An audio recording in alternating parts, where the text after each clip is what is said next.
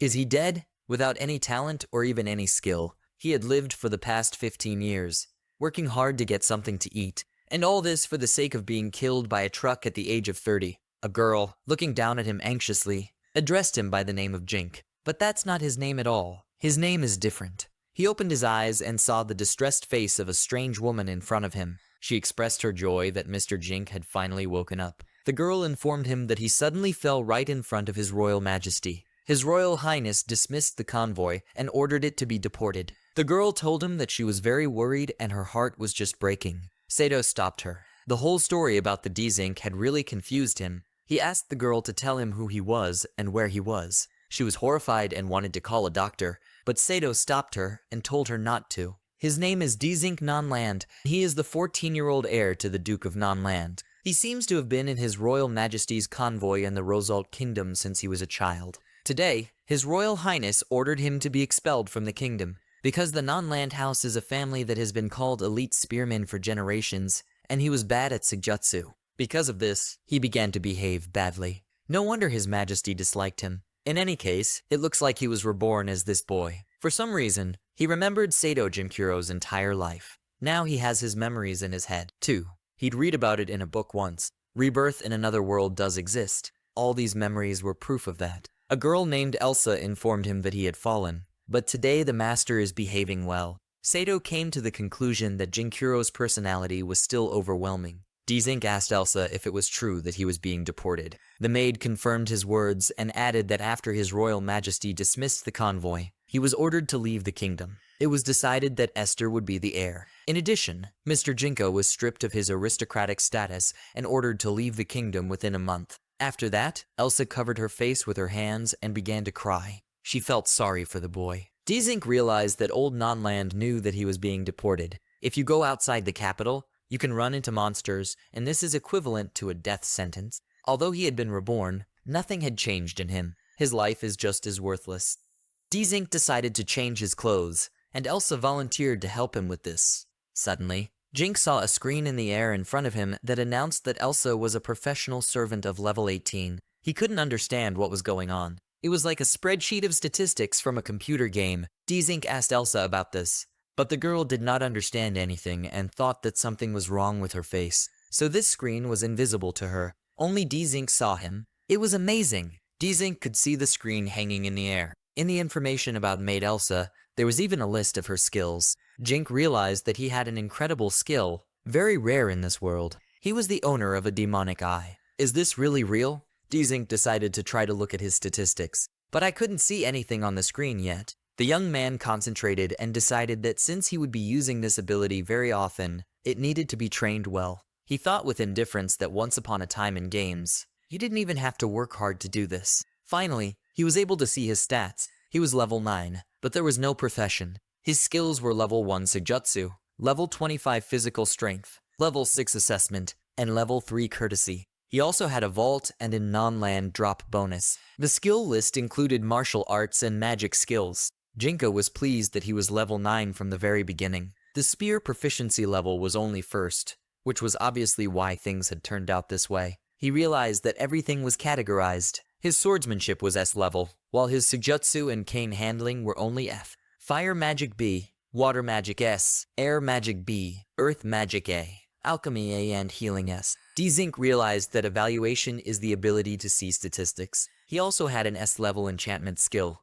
He couldn't believe it. This couldn't be happening. He knew that there were only 3 people in the world who possessed this ability. Jink was so happy that Elsa asked him what was going on with him. He had forgotten all about her presence. He was exulting that there would only be 4 people with this unique ability in the entire world with him. Thanks to this, he will be able to strengthen items. Now, he was glad to stay alive in this world. At this time, Esther came to D-Zinc. He asked for permission to enter the room and said that everything was not as good as he thought. Unfortunately, there was nothing he could do about it, and to help him in any way, he brought some money and a spear. Esther was Jink's younger brother and one of the few people in the house who understood him. Jink thanked his brother for the spear, although it was unlikely that he would use it, since he didn't even have the talent for it. Then he told Esther about the money. Jink asked him to buy something for him. The merchants in the city won't want to deal with him since he's lost his title as an aristocrat, so it's best to do the shopping for him. The younger brother agreed to carry out this assignment. Jink wanted him to use the money to buy everything he needed from the list that he would give him later.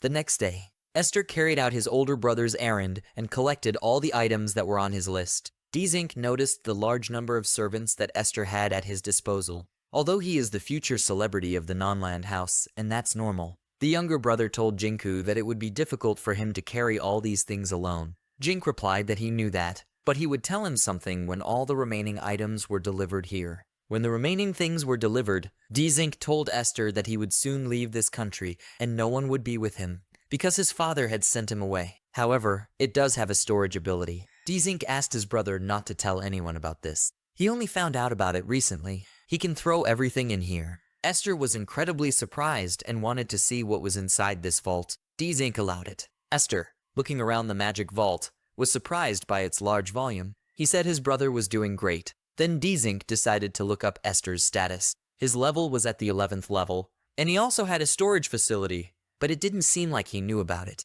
Also, the older brother noticed that the status of Esther does not say anything about the ability to evaluate. Dzink turned to Esther and asked him to give him a small bottle of his own blood. My brother asked me if he really wanted to sign a contract. Jink confirmed his guess and said that if he didn't want to, then he didn't need to. However, Esther said that if his brother wanted it, he would do it with pleasure. Jink thanked his brother and asked him to show him where the Adventurers Guild was located so that he could register there. Esther was happy to help his brother with everything. He said it was very simple. When the two brothers walked down the city street, they were followed by unpleasant words. Passers-by recognized them. They knew that Dzink Nonland was being deported from the country. Many were gloating. Jink told his brother that he understood everything, but he didn't like it. Esther asked his brother not to listen to what the crowd was saying. Dzink agreed with him. Everyone in the city believed that the deportation of a Dzink was the result of the actions of a mediocre aristocrat. Jink had heard about such gossip and understood that the person he had transmigrated into had a lot of power and treated the commoners badly. But Nanny Elsa has been taking care of him since he was a child. You can understand her. But even if you look back on his entire life,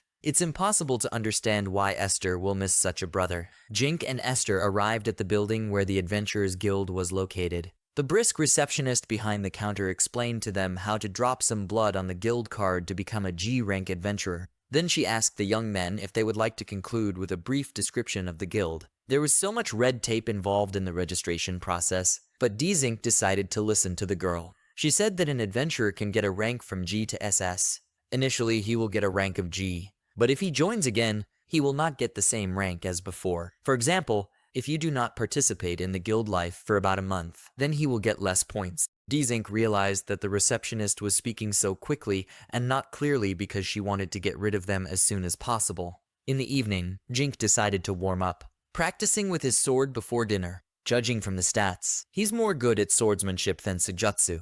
Moreover, it has an S class. He thought that if he could have known his stats earlier, his life would have been different. Jink easily swung his sword, practicing his blows on a special dummy. He was surprised at how light the 14-year-old's body was. He finished training and thought about how he only had a parting gift for Esther. He had the skill of alchemy and enchantment. There was something he wanted to do with Esther's blood. For his brother's sake, he needed to do a good job. In the dining room of the Nonland mansion, everything was ready for dinner. At the head of the table was Gordon Nonland, Dzink's father. The old man turned to him and said that this was his last meal here. He'll have to leave here tomorrow morning. Dzink replied that he knew that. My father asked if he had ever been a swordsman before. The son confirmed this and asked what was the matter. Old Nonland said nothing, and Dzink said that he was going to prepare to leave tomorrow morning. In his room, the young man checked the characteristics of the equipment, which should correspond to his level. Right now, his enchantment was at the 3rd level. All items of clothing gave 3 power points each. Adventurer's clothing, trousers, right boot and left boot,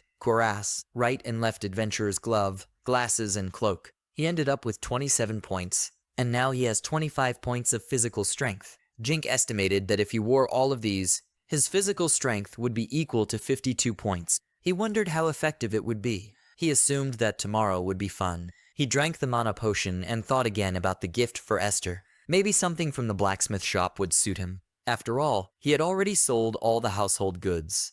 He had a spear that his grandfather had given him. It was made of mithril. It was exchanged for a gold bar, and the hilt was made from extra funds. Esther accompanied his brother to the west gate of the royal capital of Ruth. Then he informed Jinku that now he would have to go on alone. Among the few mourners was Elsa, who asked Jinka to be careful. He thanked everyone for their participation. After that, he turned to Esther and said that he was grateful for his invaluable help. He also gave him a present. He handed his younger brother 2 items, a map and an elegant box. He advised me to put a drop of blood on the map later, and he asked me to open the box when he was already out of the country. Dzink stressed that he should definitely do as he said. Then the young man said goodbye and left the city. Esther shouted after his brother to take care of himself and hoped that everything would be all right with him. Dzink went on a journey. After a while, he stopped and looked out over the scenic area. There were mountains in the distance. This was his real beginning. The young man took out a map and began to study his route. First, he needs to walk to the border for 2 days on foot to the post city of Rio. He needs to go through the birch area, and then through the Mobbit's brand. It will take another 4 days on foot. Normally, he would have had to spend the night somewhere on the way to Rio. But right now it's too dangerous for him to be alone. How far can he go with the physical strength enchantment? It was very fast. It was better than he expected. With this skill, he will reach his destination by the end of today. After an hour of rapid movement, Dzink stopped. Even though he was running non-stop, Jink wasn't tired at all, and it's all thanks to his enchantment skill. Suddenly, he saw a broken wagon train and corpses of people lying here and there. At first he was afraid, but then he told himself to calm down. He thought that he would also need to enchant his mind. It was a disgusting sight. At this time, the goblins appeared. Dzink guessed that they were the ones who had killed the merchants. Dzink drew his sword and took up the fight. He could see with his skill that the goblin's physical strength was at the 8th level, and if he wasn't careful, he would also end up dead. The young man swung his sword from right to left, dealing crushing blows to the monsters. His body started moving before he could think about it. That's what the power of enchantment means. The monsters were defeated. Jink sat on the grass and looked at his status in the information window that hung in the air. He thought that he had acted wisely and had taken a smart approach to raising his level. He was deported from a fallen country, and that's a good thing. He will reach his goal thanks to his abilities.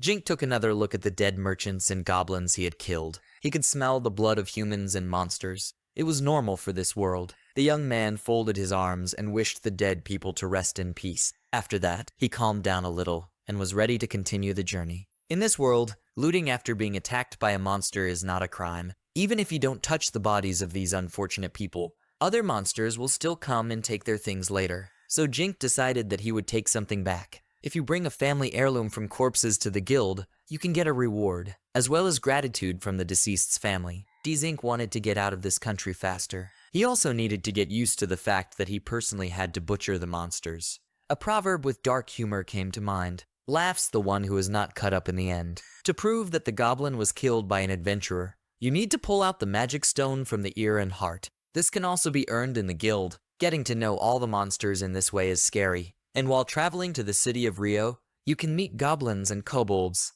Although the Jinka had no problems with this, the next morning, Jink noticed that his status had increased to 20. He couldn't upgrade the weapon again if he had already enchanted it once. That's why he brought so many spare swords with him to the storage area. His enchantment was at the 8th level. Swordsmanship has also increased to the 8th level. He put his old sword in storage as a reserve. An hour later, he was in the woods east of the Mobbit's River. Adventurers were resting in this place. He also sat down on the trunk of a fallen tree to catch his breath. No matter how hard he tries, today he doesn't have time to get to the city of Marky Mobbits. Realized that he would have to spend the night here. After that, he drank the mana potion. Suddenly, he heard a request to give a potion to a wounded man who was dying. One of the adventurers asked for a potion for his friend, but no one would give it to him because it was very expensive. Then Jink stepped forward and said that he had a potion and would give them as much as they needed. Judging from the statistics, they were not bad people, and he didn't want to watch anyone die. After that, the wounded man was given a potion to drink. Jink had never been as badly injured as this man and had never tried this potion on himself, so he wasn't sure if it would help or not. Still, the potion helped, and the wounded man woke up. Although he was still in pain, his comrade warmly thanked Jinka for saving him and said that they were a party with the rank of Dragon's Tears, and he was the leader Alexander. He suggested that Jink just call him Alec. Using his observation skill, he could see that Alexander was a level 72 adventure swordsman, rank B. He had the title Big Brother. Alec pulled out a large bag of money and handed it to Jink. He said it was all the money they had. He thinks that's just enough for the potion. However, D-Zink wanted to know what had happened to them. Alec replied that they were lucky to meet a red ogre. The red ogre was a rank monster. Leader Alec told the young man that he was the savior of their comrade, and he would pay him back even if he had nothing else. He might even become his slave. Jink knew that the price of one bottle of potion was 5 gold coins, and in terms of Japanese yen, it would be 5 million. The youth thought that this would be a financial strength. He understood that slavery was allowed in this world, and he even understood why. But to have an old man as a slave is somehow disgusting. D-Zink asked Alec to get up from his knees. Suddenly, the adventurers who were resting leapt to their feet, weapons drawn. They found a whole crowd of orcs nearby, who smelled blood and came here. D-Zink decided to look at the statistics. They were D-rank orcs with physical strength at level 29. He decided that even though there were a lot of them, it wasn't a problem. The Jinka was level 20 and had a physical strength of 30. Alec reported that they had run out of good weapons because of the red ogre. Jink didn't want anyone to see it until he was out of the country, but he had no other choice. Jink took out the swords from his magic storage and distributed them to the adventurers. After that, Jink charged at the orcs, slashing them with his sword. The adventurers were amazed at how this guy easily defeated D-rank orcs. The adventurers immediately joined the battle. The fight reached its climax. While fighting, Jink thought that he needed to kill more of these monsters to get more experience points. He couldn't afford to give in to these adventurers. Jinka was brought together by fate to meet in a duel with an orc general, who had a B rank and a huge physical strength of 68 points. He decided that even though the monster's rank was very high, he would think of something. Alec was horrified and amazed that this guy was going to attack an orc general all by himself. When Jink fought this powerful opponent, he realized that the enchantment did not help him. He was too hasty to fight this monster alone. Alec came to his rescue, drawing the monster's attention to himself. Now the monster was seriously threatening Alec, but D-Zink deftly jumped on the monster's back and drove his sword into its neck with all his strength. With a swing of his sword, he chopped off the monster's head, which rolled on the ground. After this gruesome sight of their general's demise, the orcs retreated. Alec told Jink that he was an incredible warrior. He suspected that he had a high rank, but the youth replied that he was still a novice of the 6th rank. After that, he thanked Alec for helping him defeat the orc general. Alec advised me to keep the reward for it for myself. This will be the payment for the potion. Still, D-Zink suggested splitting it in half. The adventurers were amazed by the young adventurer's skill. Is this Jink from the Nanland royal family? The young man realized that the rumors about his deportation had already reached even here. He said that he was a fallen member of the Nanland family and that his name was indeed Jink. Although he says so, he is no longer an aristocrat. The adventurers realized that this person was different from what was said about him. D-Zink asked Alec what his plans were. The leader replied that they were going to the royal capital after completing the escort mission, and before that they were going to stop by Mobitsburg. However, he is now his slave and will follow him anywhere. D-Zink advised him not to solve everything so simply, to which Alec said he couldn't thank him any other way. Then D-Zink said that he also planned to visit Mobitsburg. He asked if the person they were supposed to escort was in this city. Can he join their party? D-Zink asked Alec. When he returned to the royal capital, to give his brother Esther Nanland something, and then their contract of slavery would end, and that way, he can learn how to be an adventurer on his own. Alec was surprised and asked if that was all. After that, he hugged the young man and said that he was a very nice guy. One of the adventurer girls with a bow in her hand, looking at Jinka, said that this guy is quite an interesting guy. After finishing off the orc general, Jink and the adventurers moved towards Mobitsburg city. They were on a road that passed through the Goblin Forest. Despite the name, they had yet to encounter a single orc or goblin here. There was nothing special about this forest at all. Suddenly, they noticed a lot of goblin archers on the high ground. To break out of the forest, it was necessary to deal with this large army of monsters. Without thinking twice, Jink charged. Alec told him to be careful. The adventurers worked tirelessly with their hands and swords. D-ranked fighters also joined the fight. D-Zink thought that they were wasting their energy. Although, if they do it for the sake of experience points and money, then everything is clear. Soon, the huge goblin army was finished. It was even kind of easy. Experienced adventurers were surprised that the frail youth fought more effectively than they, the grown men. Jink said softly, "Maybe it's all about talent." D-Zink considered his status. He had the 8th level of enchantment. For the last battle, he earned plus 8 points. He increased his physical strength by using enchantment. The cuirass and cloak added another plus 8. The same thing was added by clothing and underwear, a glove ring. The adventurers rested remembering the battle that had just passed. They thought that this guy who joined them was really cool. A girl approached him and introduced herself to Jinku as Karen, the leader of the Sacred Flame Party. She said that she was lucky enough to see him win yesterday. She was accompanied by a Bogart, a real hero, who also introduced himself to the young man and said that he had never seen anyone like him before. They all found that he was very good with his weapons. Was he an enchanter? The third member of Sacred Flame was Will, who also wanted to meet Jink. He immediately decided to look at their abilities. The Bogart was an rated sword adventurer of level 150, the leader of Sacred Flame. Karen was a 214th level elf, a healer and S-rank archer by profession. Will's level 165 mage status had a valuable skill called weapon evaluation. He stated to Jinku that his assessment was not accurate when he evaluated his weapon. He saw that his equipment had gained a +8 to his physical strength, and he had the ability to level up several items at the same level. He's obviously an enchanter. The adventurers were surprised by what they had just heard. They knew that there were no enchanters on this continent. Will asked Jink if he would like to sell this ability for a reasonable price. The young man replied that he was ready only on one condition. Will eagerly asked what the condition was. Jink replied that the skill owner must first drop blood on the enchanted item, but he must do everything correctly. The item must not be desecrated by the hands of people with questionable backgrounds. And also, it is now going to the kingdom of Kal via Mobitsburg, and as long as he didn't leave this country, he wouldn't give this ability to anyone for anything. The mage nodded his head and offered to drink to this condition, especially since he is a stake adventurer. He told the young man that they were very happy to see the enchanter in their country. Jink added that he didn't know about the price because he had never met any other enchanters, so Will can name his own amount. Jink reported that he can enchant for +8 swordsmanship, +1 sujutsu, +8 physical strength, +3 courtesy, +2 for alchemy, a 3-level assessment, and storage, and it also has a map for evaluation. Will was surprised that the D-Zink had such rare skills. The young man said it was because he was born with them. Then he asked the magician what he thought about it. The result was a necklace courtesy +3,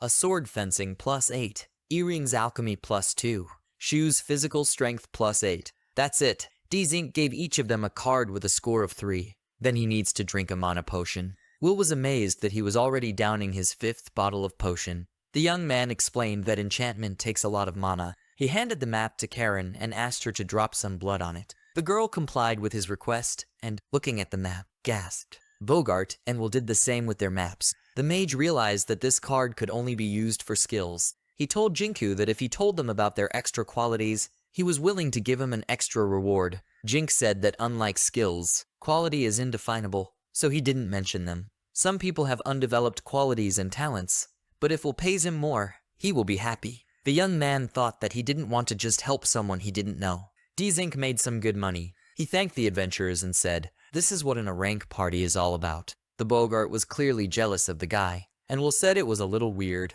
He's an enchanter, and a very important man at that, but he's traveling alone. Actually, he was deported and the adventurers already knew about it. Karen asked him what he had done because he didn't look like a criminal at all. Alex stood up for the young man and said that everything is not so, and he is not like that. He asked not to touch his friend. He just behaved inappropriately and was falsely accused. Jink didn't talk about his abilities and his family. If they found out about it, they would start exploiting it. He generally has a very small circle of people that he can trust, so he decided to go to the Coal Kingdom. But he's even glad that he doesn't have many friends. He was sure it was for the best. Will said they would help him cross the border. The magician turned to Karen to confirm this. The leader of Sacred Flame confirmed his words and said that there are many different monsters near the border, but Jink is strong in heart. The young man thanked them and urged them to hurry, because Mobitsburg was only a short distance away. Soon, they were on the outskirts of the Colt Kingdom at the border of the remote town of Mobitsburg. D-Zink decided that no one in the city seemed to know him.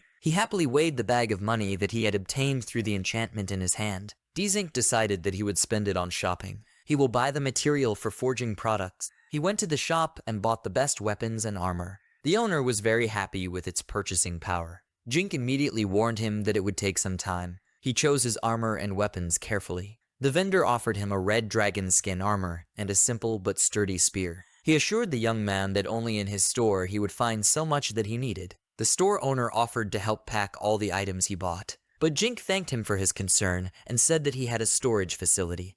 D-Zink chose a spear for Esther, which should last him a very long time. Besides, he planned to enchant it as well as he could. The next morning, on the outskirts of Mobitsburg, Dzink handed the gift to Alec and thanked him in advance for delivering it to his brother. He also prepared quality assessment cards, and also made one for Alec. The man thanked Jinka, and Jinka noticed that his enchantment had already reached the 12th level at the moment. In fact, thanks to this, he earned experience points to level up. After that, a group of adventurers led by Alec went to the capital, while Karen led the Sacred Flame and Jinka trekked to the border, the same day at the Nonland Mansion.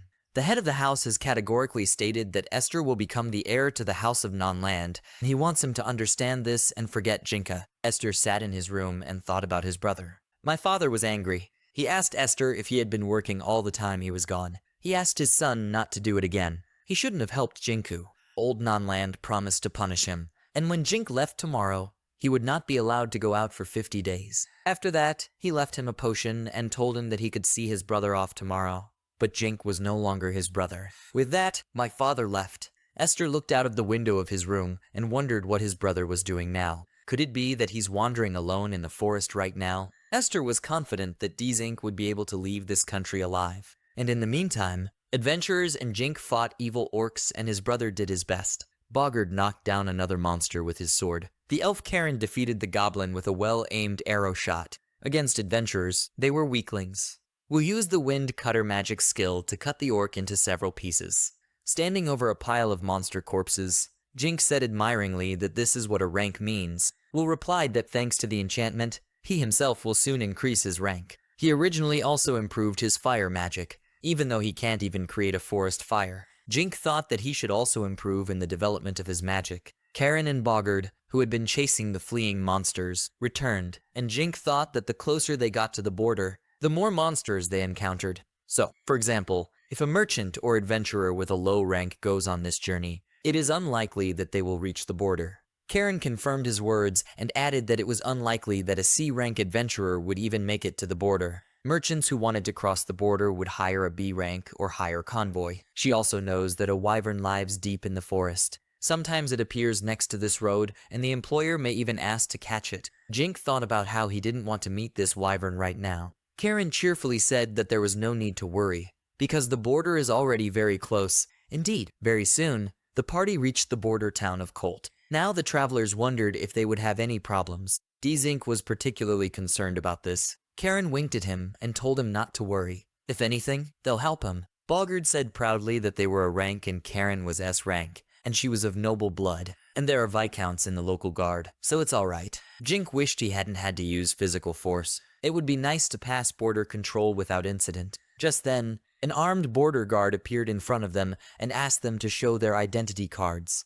The guard's eyes widened in surprise when he read Jinka Nonland's name on the map. The youth confirmed his status and said that he had lost it and was now a commoner. He's the same Dzink Nonland. The border guard said he was rumored to have left the royal capital 5 days ago. Why did he arrive at the border so quickly? How did he get here? Karen took a step forward and ordered the guard to be quiet. She explained that they arrived by carriage and the child was simply told to leave, which he did. She asked what the guard's problems were. The border guard was indignant and asked, how could a commoner like her dare to talk to a knight like that? However, when he found out that she was an S-rank adventurer, he became much more polite. The elf advised him to be careful and watch his words, or is it customary to be rude in this place? The knight asked for forgiveness and said that he would now call a higher person. Will gave Karen a disapproving look and told her that next time he would do the talking. Jink also asked the girl not to be rude to them. One of the guards guessed that it was a sacred flame. At this time, the chief approached the travelers. He apologized for his subordinate's rudeness and promised to punish him later. The boss asked them if they were from the Colt Kingdom. But why did they go to this infamous Rosalt Kingdom? Only incompetents lived there. Then he pointed to Dzink and said that this man served in the convoy, then was blinded by his status and tried to poison the head of the family. The young man realized that he was being charged with attempted murder. He replied that they had eaten together at the same table with their father. He just seemed like an extra person. Will chimed in and said that they had accompanied Dzink, knowing that he had been deported. He was ordered to leave the country within a certain time and not return. There is no reason to detain him. The boss grimaced and said that he got here suspiciously fast. The magician told the chief that they had accompanied him for 3 days and had not noticed any suspicious actions on his part. He doesn't think this guy will cause any problems. If he was able to arrive in 5 days from the capital, then he was able to. The chief's face showed deep thought. Then he said that it was hard for him to admit, but if he could get here, then everything was fine. After that, he apologized for wasting the travelers' time and promised that they would be more careful when interrogating the nobles next time. Karen expressed the hope that this would be the case. Dzink looked at the city and said that the kingdom of Cole begins from here. Finally, he reached the border. The young man thanked Will and Karen for their help and said that he would have had a bad time without them because of that security check. Will said it was nothing and asked him, how would Rosalter react if they found out he was an enchanter? Did he think about it? Maybe they'll force him to come back or kill him. In any case, he won't be left alone. So he has a suggestion for him. He suggested to raise the level of an adventurer first. Because he doesn't have a job registration, the fact that he's an enchanter will help him. Since he has such a rare ability, the guild is willing to grant him protection. If he registers in Kola, he will not be able to operate in Rosalta. Dzink decided that it was best to protect himself in advance. Will then suggested that he go straight to the guild. They said goodbye to Bogard, and Will said that he would tell him everything himself. Bogard agreed with him. On the way to the guild, the magician told Karen that he wanted to make a healing bracelet, or rather practice it. She thanked him, and they entered the Adventurers Guild wearing a colt. Karen was immediately recognized by the adventurers present. Everyone recognized that she was as beautiful as ever. They were interested in the guy who was next to her and why she was so friendly with him. The receptionist congratulated Sacred Flame on their return and asked what they had today. Will pointed at Jink and said that he wanted to ask for a professional certificate and raise the boy's rank. Dzink was asked to show his loot. Dzink, in turn, asked for a bigger place than the guild office. They all went out into the backyard. The young man began to untie the bag, saying that the goblins came first. The employees asked him if he had a body in a bag. One of them shook her head and said that this was only the case for beginners. The second one warned Jinka that to prove the killing of monsters, it is not necessary to present the entire corpse. When Jink emptied the goblin ears out of the bag, the employees were speechless. Then the young man claimed that he still had 10 bags of cobalt and slug parts. Unfortunately, he hadn't dismembered the orcs yet. The administrators couldn't believe that this guy had put it all together on his own. When Jink dumped all his loot, it took up half of the guild's backyard. He spread his hands and cheerfully told them to accept his work. Administrators enthusiastically declared that it has a fairly large storage space. Goblin magicians 7 bodies, goblin shamans 6 bodies, goblins 812 bodies, kobolds 41 bodies, slugs 37 bodies, orc general 1 body, and orcs 119 bodies. 24 gold coins and 3 gold bars were allowed with the deduction of the fee for dismemberment of the Jinku. Jink asked me to transfer all this to yen. It turned out to be 24.3 million yen. When he was in Jinkuro's previous life, he couldn't even earn more than a 6-digit number. Now it was a matter of raising the rank. Jink has scored enough points to get rank C, but to get rank D or higher, he needs to pass a test. Dzink asked me to tell you about this test. The receptionist said that if he was a swordsman, then he would need to go through a sparring session with the examiner. He can take the exam right now. Dzink agreed to this suggestion. The girl volunteered to accompany him and allowed his friends to attend. The exam was held in the guild test arena. One of the adventurers recognized this guy as the person the guard had talked to during the inspection. It was the fallen refugee from Rosalt. I didn't know why Karen was bothering with it. An examiner appeared in the arena and asked Jinka, "Is he the one taking the test today?" It was Guild Master Snow himself. He was the one who was supposed to be the sparring partner for Jinka. It wasn't often that Guild Master Snow himself acted as an examiner. Many people wanted to watch this event from the stands. Everyone was wondering who Snow's opponent was. It was rumored that this guy had killed 100 orcs by himself. Many people didn't believe it. Sparring with Snow in fencing is like admitting defeat right away. Everyone thought that this kid had already lost. Meanwhile, it was announced that the rank advancement test was about to start. Due to time constraints, the D and C rank tests will be combined. The guild leader looked at his opponent and said that he had heard about him and was eager to check on the youth. The referee warned Dzink that he might be seriously injured or even injured during the test. From the podium, Karen shouted at him not to worry. If anything happens, it will heal him. One of her admirers, sitting on the podium, gritted his teeth. He was jealous of this guy because he also wanted Karen to heal him. For this reason, he wished that the guild leader would kill this asshole. The referee opened the match and invited the opponents to start the fight. Snow stated that if Dink didn't want to attack first, then he would go on the offensive. Snow fiercely charged at the youth, but was immediately startled by the guy's movement speed and unbreakable defense. His sword was truly in skilled hands. The audience still felt that the guild master was gaining the upper hand. Many envious people shouted for Snow to finish this guy off. Jink, meanwhile, was thinking that this was the first time he had ever fought a human with a sword. The battle with monsters is nothing compared to what is happening now.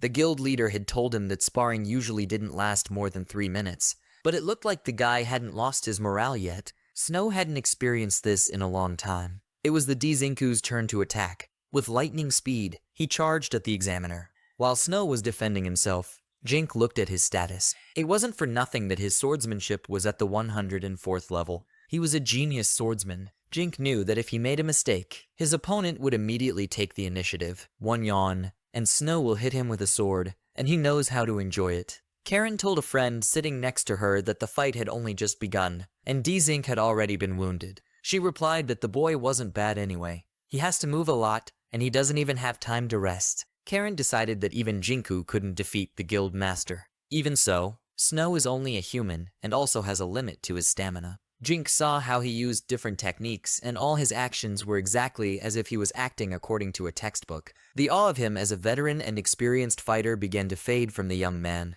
He realized that he could hit it with his sword. Snow didn't think that the battle with the adventurer would last so long, but even so, the guild leader thought that it would end soon. Jinka only had a swordsmanship level of 27, and normally, he wouldn't have gotten involved in this fight, but he had an enchantment. This skill allowed the Jinku to attack the examiner without fear. The youth's next attack ended sadly for Snow. The blade of the Dzink's sword sliced open the examiner's side. The crowd in the stands screamed in surprise. Snow was so badly injured that he was forced to surrender. The judge declared the victory of Dzink non-land. There was no limit to the audience's surprise. It was the first time they'd seen Snow get hurt. They couldn't believe that a kid like Dzink could beat him. Non-land wondered why they were all so surprised. Karen ran into the arena and offered healing services to the guild head. However, he refused, saying that the potion would be enough for his wound. Snow was shocked because he basically lost to the child. Karen then rushed to Jinku and said that she would heal him as a prize for winning. The young man replied that he was lightly wounded. On the secret stands, Karen's admirer looked at this picture with hatred, and the magician Will, who came down from the stands to Jinku, said that he had defeated the so-called genius and guild head. Will asked me to share my secret with him. Jink replied that it was all due to the enchantment. The mage said that he won with his abilities, so it was fair. Then he inquired about the young man's level of swordsmanship. When Snow found out that Jinko was level 175, he exclaimed that this guy was a monster. There are only 3 such enchanters in the world, and he must be the 4th. Will stated that his abilities are now part of the sacred flame. In addition, the Jink has the score ability. Snow looked at his card and said that he had proof of this. He evaluated his stats. Jink turned to him and said that Snow was quite strong, and if it wasn't for the enchantment, he would never have defeated him. The young man noticed the guild leader's face change. He said that he just put in a little effort, and this will be a lesson to him. In any case, as the head of the guild, he assigns him the profession of enchanter and appraiser. Will threw up his hands and congratulated Jinka on raising him to the preliminary rank of C. The young man asked the magician what does the preliminary rank mean. Will paused and said that enchanters can easily level up to S rank. If a person with this ability was left with a low rank, it would be bad for everyone. These are just security measures. Therefore, Jink was given a temporary rank of C. Jink asked Will in bewilderment if he could easily raise the rank, then why did he take this test? The magician replied that there were reasons for this. Such a rare profession is an irreplaceable human resource. If he can't defend himself, he will be given an escort, and wherever he goes, he will accompany him. Therefore, it was necessary to evaluate his combat abilities. Also for this reason, there are a lot of people here. Zink asked Will why he was helping him. He replied that he was just wondering what would happen to him after he left the country, and what will happen to him if he uses his abilities. Given that he's an enchanter and appraiser, he might be able to reach SS rank. Jink asked him with interest, is there a rank higher than S? The magician replied that of course there is. If he has SS rank, then no one has power over him. It can be on the same level as the owners of castles or countries. He has a lot to experience, but does he want to try to achieve it? Dzink closed his eyes and thought about his deportation, his contempt, and his escape from Rosalt. He decided that he would still show them all his abilities with the help of his enchantment. He thought SS rank sounded good. The carriage, guarded by a special escort, moved slowly along the road in the middle of the forest. Inside the crew, Dzink was working on a mission. Just at this time, he found a formula that he could use to complete this task. The exam was still half a month away, and he expected to be able to complete these tasks in time. Suddenly, he heard guards shouting outside and knew they were under attack. They were kobolds, but the warriors didn't relax protecting the Jink from these monsters. The young man left the carriage, determined to help the knights fight the monsters. This was a great chance to test your water magic skills.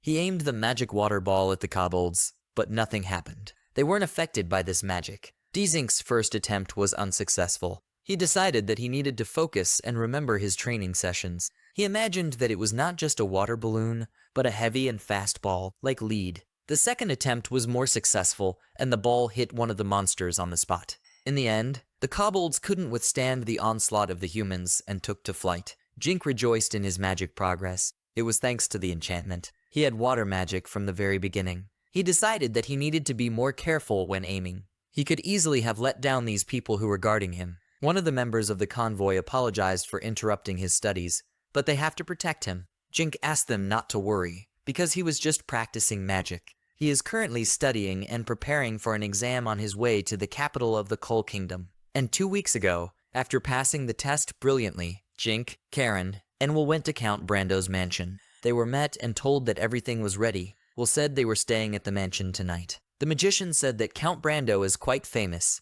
and he is different from those aristocrats who consider themselves superior to others. Will also said that he took care of him when he was little, and that it's not a bad idea to have a connection with such a person. Jinka and the gentleman from Sacred Flame were shown to a special room. Dzink met Count Nicholas Brando of the Coal Kingdom in person. The Count asked him to address him directly if necessary, and the young man replied that although he was S-rank, he still did not know much and asked the Count to call him simply Dzink. The nobleman was surprised by his politeness and shook his hand. After that, the Count invited the entire company to the table and offered to enjoy the delicious food that he had prepared especially for them. He wished them a pleasant meal. Dzink found the food very good after the canned food at the camp. The Count asked him what he planned to do after escaping Rosalt so successfully. The young man replied that he wanted to get away from the Rosalt Kingdom, travel to the Coal Kingdom, and increase his rank, and then settle in the Yamato Kingdom, and go to a high school in this kingdom, because he's 14 years old. But he was unexpectedly able to get an S rank early.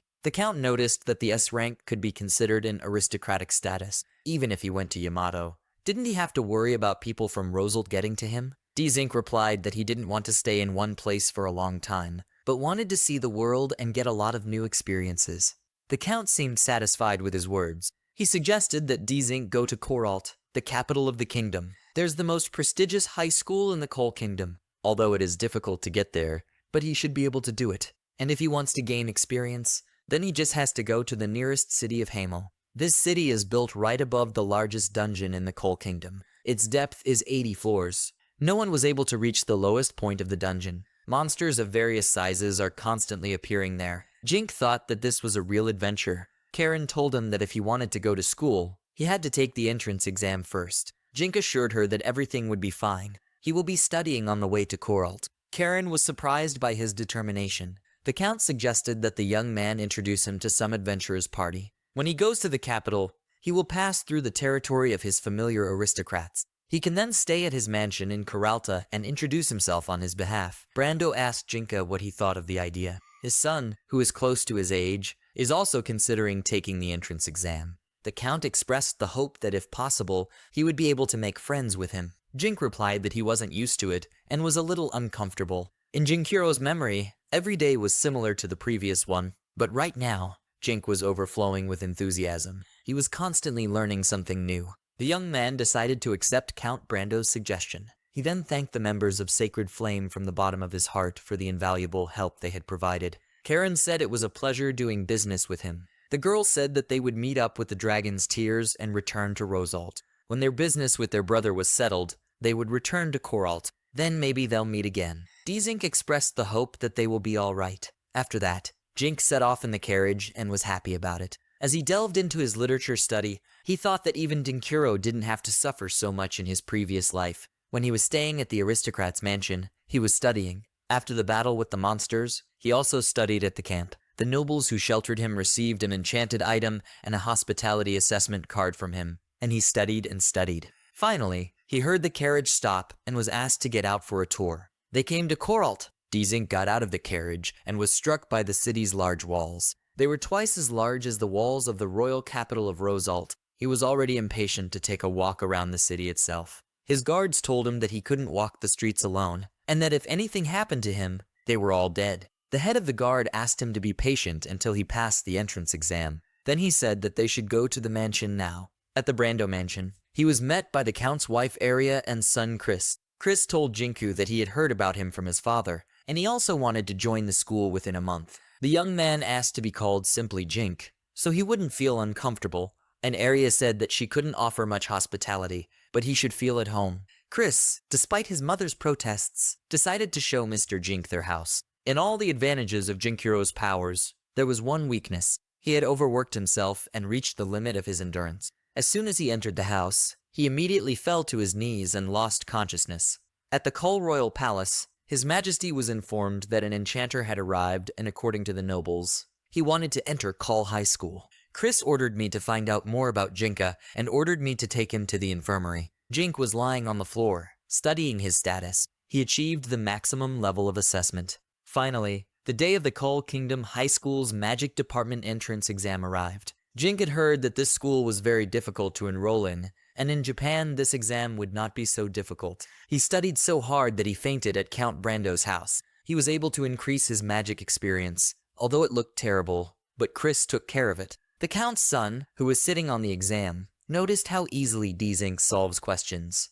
The written part of the exam was finally over, and the magic practice test was next. Applicants were lined up in 2 rows on the training field and encouraged to show them everything they can do. Teachers were prepared to assess the type and rarity of their abilities. Number 783, is rank adventurer Mr. Jink, was called. The young man noticed that here even applicants are addressed as gentlemen. The candidates whispered enviously when they heard that Jink had an S rank. Everyone was curious to know how he would perform, and the young man decided that he would use magic to attack. But how would they rate the enchantment? Jin stopped in front of the examiner, Mr. Dusty Panem, who was a marquis of the Kull Kingdom and was considered a sage according to his status. He told Jinku that he wanted to evaluate his enchantment and magic evaluation skill. The marquis, in turn, assessed Jink's magic and healing status, finding his water magic abilities not very good. Other applicants had better indicators of healing as well. The young man felt how unpleasant it was to be the subject of evaluation. Panem asked him to demonstrate his abilities. Dzink decided to start with the water balloon. After the exam, they left the school together with Chris, who was delighted with his demonstration of water magic. He thought that the water cyclone turned out to be very cool for him. Jink replied that he sprayed everyone because he went too far with the enchantment skill. I wonder if they'll deduct his points for this. In any case, this Marquis Panem is quite a high-ranking noble. If so, he can tell the king about it, and also that he's an enchanter. Rosalta would find out sooner than he'd expected. Sure enough, Panem went to the royal palace after the exam, and the king asked him how it went. The Marquis replied that everything went well and in addition to enchantment. This guy also has swordsmanship and physical strength. In addition, it has a large storage space. King Kull Nomal Kal stroked his beard thoughtfully. Panem continued to report back to His Majesty on the guy's progress. He said that Jink had completed the written part of the exam by 96%. This is not bad. Few people have achieved such results. The Marquis believed that this person would be able to get into the first class of the magic department. One of the masters was indignant and asked how he could talk about this, because he is still a child. The king said that he understood the concerns of those here, but what would they say about all of humanity? He had heard that Dzink had tried to poison his father. If a person with such power became a villain, it would be a threat to the stake. Panem reassured the king and said that he could tell from his assessment that he didn't see Jinka as a sinner. Also, his Seigetsu skills are extremely low for a non-land descendant, and after all, their family is famous for owning a spear. As for the fallen one, it is possible that he was wrongly accused and exiled in Rosalt. The academicians present at the meeting were divided in their opinion. Some people thought that in any case Dzink was an aristocrat and a man of power, and they didn't like it. Others felt that it was not worth paying attention to. Everyone was wondering if this man had been sent away for not being able to use a spear, or if there might have been other reasons in Rosalta. The king exclaimed that it was easy to know. In Rosalta, he was banished without knowing that he was an enchanter. Nomal Kal has ordered a place to be prepared. His Majesty said that their country would be a refuge for the Jinka enchanter, but they won't use his abilities for their own benefit. A few days later, Jink found out that he had received a passing grade. In total, only 3 people were able to get into the first class. He also congratulated Chris on entering the second grade. He did it after all. Chris informed Jink that he had heard from his mother about an invitation to an audience from the king. He asked the young man if he had a formal outfit for such occasions. Before that, he had only seen him in ordinary clothes. Zink replied that he was a former aristocrat and had exchanged all his belongings for funds for deportation. He remembered that creating an assessment card for the aristocrats had earned him money. He thought that he should probably go shopping in the city. Chris supported his suggestion. It was a residence for applicants. It is also a base for exploring the labyrinth underground, and more. Search for human resources, a slave factory.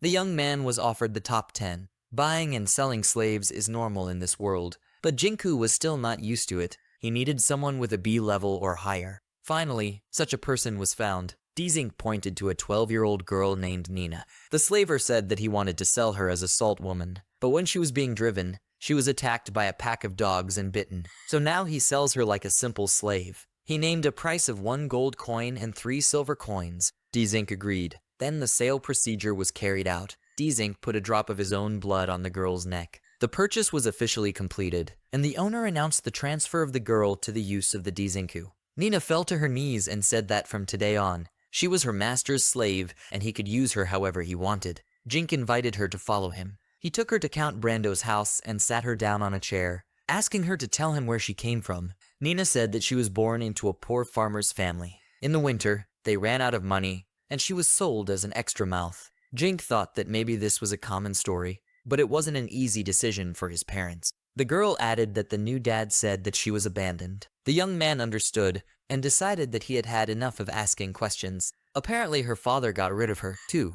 Then he turned to her and said that he was giving her 5 orders. Always obey him. Don't hurt him or lie to him. Do not leak information about him or do anything that will be directed against him. If she doesn't break these rules, then she may well be free. Even though she is a slave, she must remember that he does not intend to use her for evil purposes. He won't punish her for being rude or making a mistake. Then he asked her if she had any questions for him. The girl replied that she had one question. She has a scar, so she wants to work at night. Jink was outraged and asked if she knew what kind of night work it was. Nina replied that she had heard about it. Jink interrupted her and said that wasn't what he bought her for. But the girl said that was the only way she could help him. She can't do physical work, and she can't write or read. She was told that this was her destiny and that this was what she was born for. Jink handed the girl a bottle of potion and told her that first he would heal her wound. He explained that an ordinary potion couldn't cure such a wound. Nina asked, "Is it really possible to give such things to slaves?"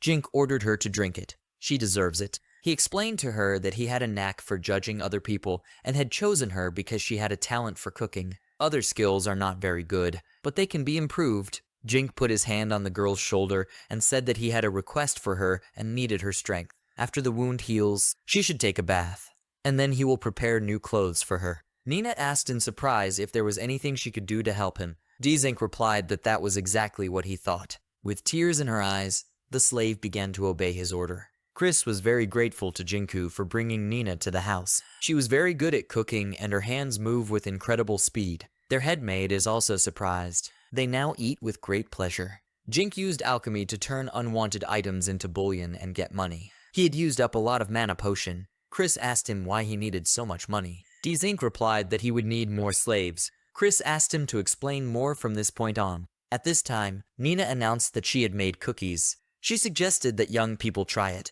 Dzink accepted a whole jar of delicious cookies from her hands, and the girl asked him to tell her about their impressions later. When Nina left, Chris noticed that she was wearing a maid's uniform. Jink asked Chris if he knew where to buy battle slaves. There were none at the factory where he bought Nina. Chris replied that such slaves could be found in the so-called agencies for the sale of prisoners. There are criminal slaves there. Call High School's dorms seemed too big for Jinka, but he thought that if he brought Nina here, he would be quite comfortable. He couldn't stop thinking about how he still needed battle slaves. He still needs a lot of things, and that requires money. Chris turned to Jinku and said that classes will start today, but they are in different classes, and he may not go to some classes, as they are credited to him. Dzink pointed out to Chris that it would be strange if you didn't go to class from the first few days. Dzink was very well received in the classroom, especially girls. They had heard that he was an S-rank adventurer, and they also found him very handsome. They wondered if he already had a fiancée. Many of his classmates thought that he was too good for them,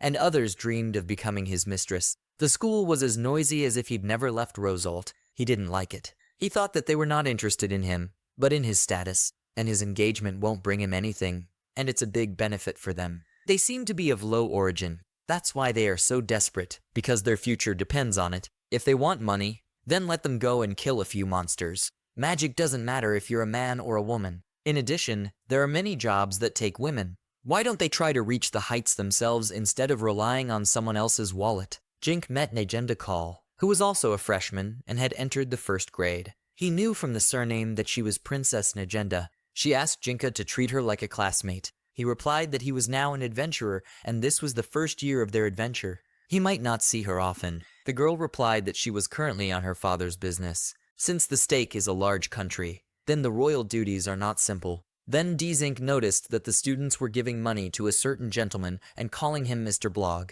He was a big guy who said that it was time for all the students to pay for his friendship, and he felt that this time they were giving him too little. One of the students said in a startled voice that it had not been easy for him this month. The Blog grabbed him by his clothes and said, "Does he really want to know what will happen to him if he doesn't be friends with him? He wants his friend to be from the Duke's family, doesn't he?" Jink asked Negenda who the fat guy was. The girl replied that he was the heir of the Randozl family. Back in middle school, he thought he could do whatever he wanted. Many were expelled because of him. He's in the 3rd grade. Jink was surprised and asked how he was able to get into high school back then. Negenda explained that his father had done his best. Of course, there was no proof, and even they, the royals, couldn't do anything about it. Meanwhile, the blogger approached the princess and politely greeted her. She asked the fat man what just happened. The blog giggled nastily and replied that he was just chatting with a friend. Then he asked the princess's permission to speak to the young man who was next to her. He asked Jinka if he was the right person to have such a high status. He expressed a desire to hire him and make the most of his S rank. After all, he is a commoner and will be able to use the name of the Randozl family. The man infuriated Jinka. The blog rudely asked him if he was listening to him or not. The young man ordered the impudent man not to touch him. The blogger threateningly told the young man that he would regret hitting him. Then he stuck out his fists and said that Jink had started first, and he was good at hand-to-hand combat. A short blow to the jaw calmed the representative of a well-known family. The fat man collapsed on the floor, wiping blood from his nose, and Jink said to him, "Didn't he read the school rules? In this school, it doesn't matter who you are, what family you are from, what class you are from. It doesn't matter if you're a noble or a commoner. It doesn't matter if you're in 1st grade or 3rd grade. No one can assault you." He's not in his middle school. After that, he turned to Negenda with an offer to leave here. The girl told Jinku that if he looked at her, she would be afraid. The young man said in annoyance that it was not very beautiful, and the princess calmed him down and asked him not to worry about it. Then she asked Jinka if he had received an invitation from her father. "It's not necessary, but it would be nice if he came to the palace." The young man replied that it was certainly an honor for him, but he did not have an official suit, and he could not buy it, as he was saving on other things. Negenda said that he was an adventurer, and that was normal. Dzink thanked her. A few days later, King Nomal Kull personally welcomed Jinka to the palace and thanked him for coming to the official reception. Dzink said that it is an honor for him. The king said that he had heard rumors that nobles often ask him to make them an appraisal card. He supposed it might not be easy. The young man replied that he wasn't. For this, he receives rewards. Then the king asked him to use enchantment and evaluation for him. Jink assured his majesty that if there was anything he could do to help him, he would be happy to do so. The young man was satisfied that he would now use his disappointment for official work. Nomal recalled that his daughter had told him that there had been an incident with a child from the Randozl family. Does he think it was sloppy of him? Dzink replied that he knew someone similar to this blogger.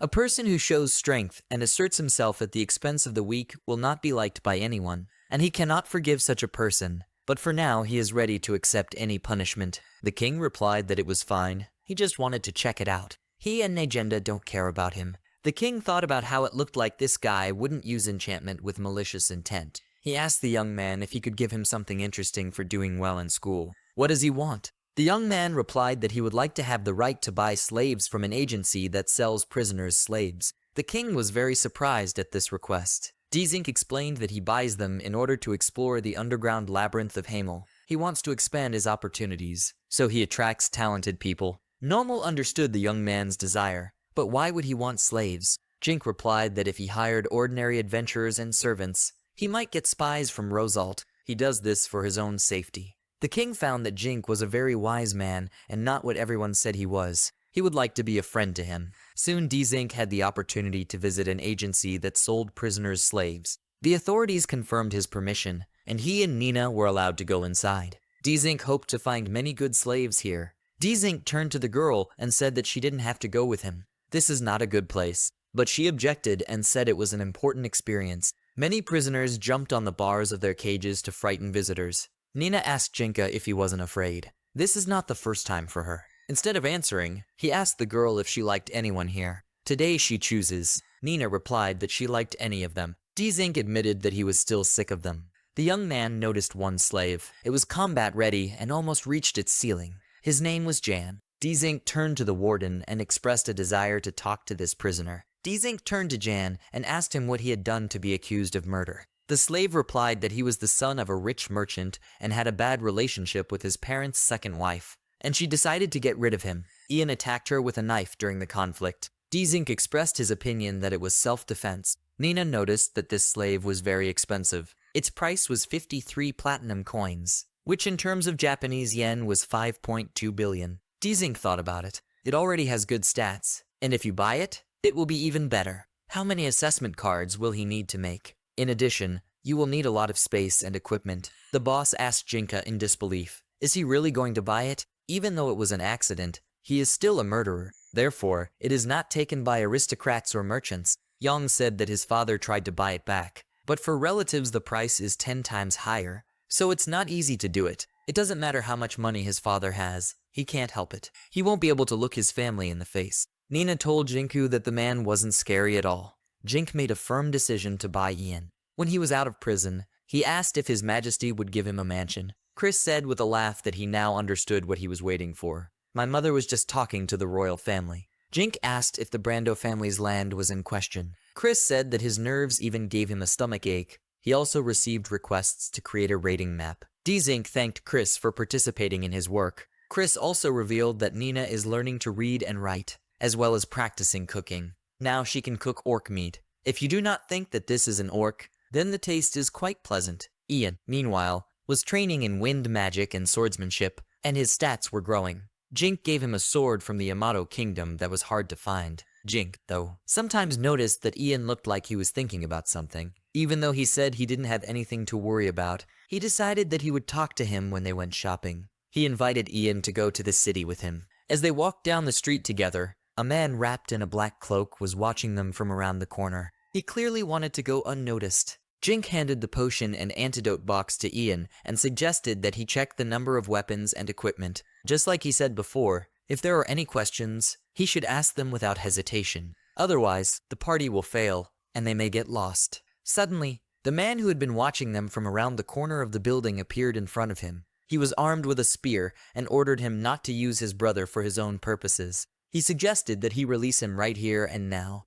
Jink realized that this was Ian's younger brother. His status told him that his name was Ash. He's a level 10 unemployed person with a good sword skill. Dzink felt sad. It was Ian's abandoned brother. He looked at Ash and asked him, does he really want to detain the S-rank royal adventurer? He wouldn't advise him to do that. Ian's brother, in turn, suggested that he stop showing off. He would defeat him and bring his brother back. Jink informed him that he was the official owner of it, and it cost him 53 platinum coins. He thought with annoyance that Ash was the same age as him, but he didn't realize it. Jan turned to Jinku, and he asked me to forgive him, because he was a fool. He asked to be punished, but not to touch his brother. Ash indignantly shouted at him to stop talking. How can he bow at this man's feet? He doesn't like it at all. Jink thought about how he looked like a villain now.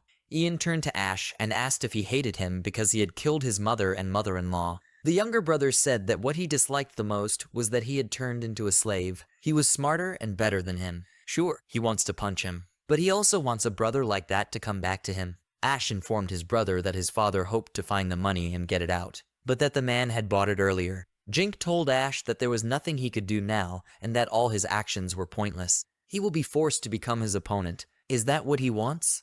Ash bravely invited Jinku to attack him. The young man followed his advice. In the blink of an eye, Ash's spear was chopped into small pieces. Ian's younger brother was unarmed. Jink, looking at the discouraged youth, asked if he still wanted to fight him or not. At this time, the guards ran up and began to tie Ash up, accusing him of attacking the Jink. The young man ordered him to be released and said that they were from the Adventurers Guild and he would take the prisoner there himself. They apologized and said that they had just received news from the guild and he should go with them. Jink didn't mind and said that he needed to take his purchases home and asked Jan to come back without him. He promised to talk about it at home. When Jink returned home, he was met by an excited Nina and informed that Jan was about to die. When Jink ran to Ian's room, he saw that he was preparing to kill himself with a dagger. The young man lunged at him, grabbing him by the arm with a weapon. Ian demanded to let him die because it was disrespectful to his relative. Jink tried to calm him down. Most of all, he was afraid for wasting 50 million yen. After Jinku managed to disarm Ian, the slave asked the master to punish him because he deserved it. The young man said angrily that they were going to the maze tomorrow, and that he would have to explore the maze and ride with the horses. He ordered him not to denigrate the situation. Jink said it was better than dying. He ordered Ian not to do anything unless he told him to. He promised to work as hard as he could. Nina asked Jinka if he was going to let Ian die. The young man reassured her and said that everything was fine, and he had already forgiven him. Jan then asked about Ash's fate, and Jink said that he had been given the opportunity to reflect on his behavior in the guild's detention cell. He asked not to worry about Jan. No one will execute him. Jan said that as a child, he was beaten by his mother-in-law and needed to be looked after. He's his brother, and he cares about him. The slave asked Mr. Jinka if he also had a brother. The young man replied that his name was Esther, but he did not behave like that. Dzink thought longingly of Esther. How does he live there? Just then, at the Nonland's house, Esther was sitting next to Elsa, soothing her by stroking her hand. He told her that her brother was probably fine. Esther knew that to Elsa's nanny, Brother Dzink was like her own son. But in this situation, he is powerless. Just then, the butler relayed his father's instructions that he should not go out without permission. He also said that he would bring him dinner soon. My father wasn't home, and if he wasn't, there shouldn't be any problems. The butler asked Hester if he was still thinking about this fallen man. He advised me to forget about this sinner. Esther asked the old man if he had nothing to do. No one to assert yourself with? The butler suggested that Dzink's things be put away, and that he put stilettos on his shoes. Esther called him an idiot and went to his room. He thought ruefully that everyone in the city was talking about Jinka as a fallen non-land. They brother. Jink never skipped training to be the heir to the famous spearman title. He always admired him, because he continued to work in spite of everything. He handled the spear quite well, and was very good at it, thanks to his hard work. However, he defeated his brother in a duel. At first, it was only a game, and his grandfather ordered him to train more with the spear, but the result remained the same. My brother admitted that his actions are very brave, and it is difficult for him to resist. He asked him about his progress in his movements. Jink always asked him for advice. It must have been humiliating for him, but his brother always supported him and treated him as usual. But that day, everything changed. Grandpa liked him better and started treating Jinku worse. It was he who spread the nickname Fallen. My brother got a bad name, and then went off in an unknown direction. Esther blamed himself, too. He stole my brother's whole life. But it had already been a few days since grandfather and father were summoned to the royal palace. I wonder what they're talking about. In the Rosolt royal palace, there was indeed a conversation going on with the representatives of the Nonland family. They were asked how they were going to take on this responsibility. His Majesty's question was addressed primarily to the former head of the House of Nonland, Nobel Nonland. In any case, the enchanter was sent away for a specific reason, and that was a mistake. Moreover, he escaped to the Kingdom of Kal, which is not related to Rosolt, and it will be extremely difficult to get him back. The Crown Prince of the Kingdom of Rosolt Elliot was angry and asked, "How long can this last?" Nobel replied that they needed to solve this problem together, since the members of the royal family were also involved in the expulsion of the Jinka. This is also their responsibility. Prince Evil replied that he thought he would be eaten by goblins and kobolds quickly, but he was lucky to get to the stake. This guy is as agile as a cockroach. However, it was a good thing that this cockroach turned out to be an enchanter. After all, she and her father can also become enchanters. The king ordered Elliot to stop it. Everything is simple. Dzinka has her father's blood in her. Thanks to this, he and his father can also become enchanters. The mystery is solved. The king is horrified. He asks his son why he told it to him. In response, he receives only a brief apology from his heir. He tells his father that it turns out that he once overheard his conversation with a nobleman. The heir shouts that he will become a ray of salvation. He orders the best of the wise man and wizard to be brought in. The young man stands up and yells, anticipating that he and his father will learn how to become enchanters. At this time, all the nobles sitting at the table are shocked by what is happening. One of the people sitting there gets up in horror and angrily asks what this means. He exclaims that he was against banishing the Jinka, and now it turns out that he is the secret child of the king. Holding his head, the man says that it happened because of their position. The young heir of the Randozzo family stands in incomprehension, but it would have come up sooner or later. The hidden sins of the royal family and the non-land family have been revealed. Esther, who is reading the book, is distracted by the question of whether rank adventurers have come to see him. He suggests that perhaps they came to visit his father or grandfather. However, in response, he receives the words that the Sacred Flame group wants to see him. The young man agrees and says that he will be right there. The dark-haired man from the Sacred Flame stakeomer. Will represents all adventurers from this stake and the Dragon's Tears member. A blonde gromers. Karen exclaims that Esther looks very much like a girl. The man with the trunk introduces himself. His name is Alec Thunder. He says that he has come to deliver something from D-Zinc. Esther is confused and doesn't seem to understand what's going on. The dark-haired man says that the Stake Guild should have passed it on. He informs us that D-Zinc is alive and is now safely living in Coralta. Tears come to Esther's eyes, and he can't believe it's true. What fills his mind is that his brother is fine. He expresses a desire to introduce these people to someone else, because she also wants to know about her brother. Mrs. Karen happily agrees. They all came to see Elsa. She is very happy to hear about Jinka. Mr. Will receives a request to tell us more, and he gladly agrees. The man reveals that Jinkisohn of the 4 enchanters in the world. The guy has the skills of evaluation and alchemy. And now Esther understands why D-Zinc asked for his blood. Elsa says that she didn't know, even though she was with him for a long time. Esther asks her not to reproach herself, says she didn't know either. Mr. Will suggests that he tried to hide it, but it was the right decision. Elsa suddenly says that if they found out about this, he would be deprived of his freedom in this country. Mr. Will says he hasn't heard any good rumors about Rosalta. He unexpectedly reports that he knows. For example, about the poisoning incident in the Chancellor's family. Esther and Elsa look excited. It turns out that the king forced the Chancellor's daughter to give birth to a Jinka. Everyone froze with surprised faces. The blonde girl lashes out at Will, yelling that this isn't the right time to talk about it, especially in front of Esther. At this, the frightened man squeezes out an apology. At this point, Esther realizes that she and Jink are not siblings. Elsa, taking the boy by the shoulders, asks him not to forget to breathe. Esther says that everything is fine and we can continue, and Elsa decides to tell the whole story. The current King Rosalta ascended the throne with the Chancellor's support, and they had a secret. The king was dissatisfied with the state of affairs and invited the Chancellor's daughter to join him for fun. Obviously, his wife might have found out. However, they managed to hide the fact that the Chancellor's daughter was involved. As a result, the girl who was pregnant with D-Zinc became the wife of Gordon from the non-land family. But the nobleman didn't like it, all because he didn't want a grandson who didn't have his blood in him to become the heir. So on the day of the Chancellor's family party, the aristocrat added poison to the wine and food. Jink was supposed to be there, but he was in training. But along with the girl, Elsa's husband and son were also poisoned. The adventurers said it was a terrible and unforgivable story. Elsa said that the aristocrat and Gordon had warned her that if anyone found out the story, it would be the end of her. Elsa said with despair and bitterness that she couldn't even prevent the expulsion of Mr. Jink. Esther tried to calm Elsa down by saying that it wasn't her fault. At this time, his head was filled with thoughts about the situation with Jink. Mr. Will says that only the two of them knew and reports that the capital is now criticizing the royal power. Karen says that D-Zinc was kicked out for a reason. Will suddenly reveals that all the small aristocrats will not refuse money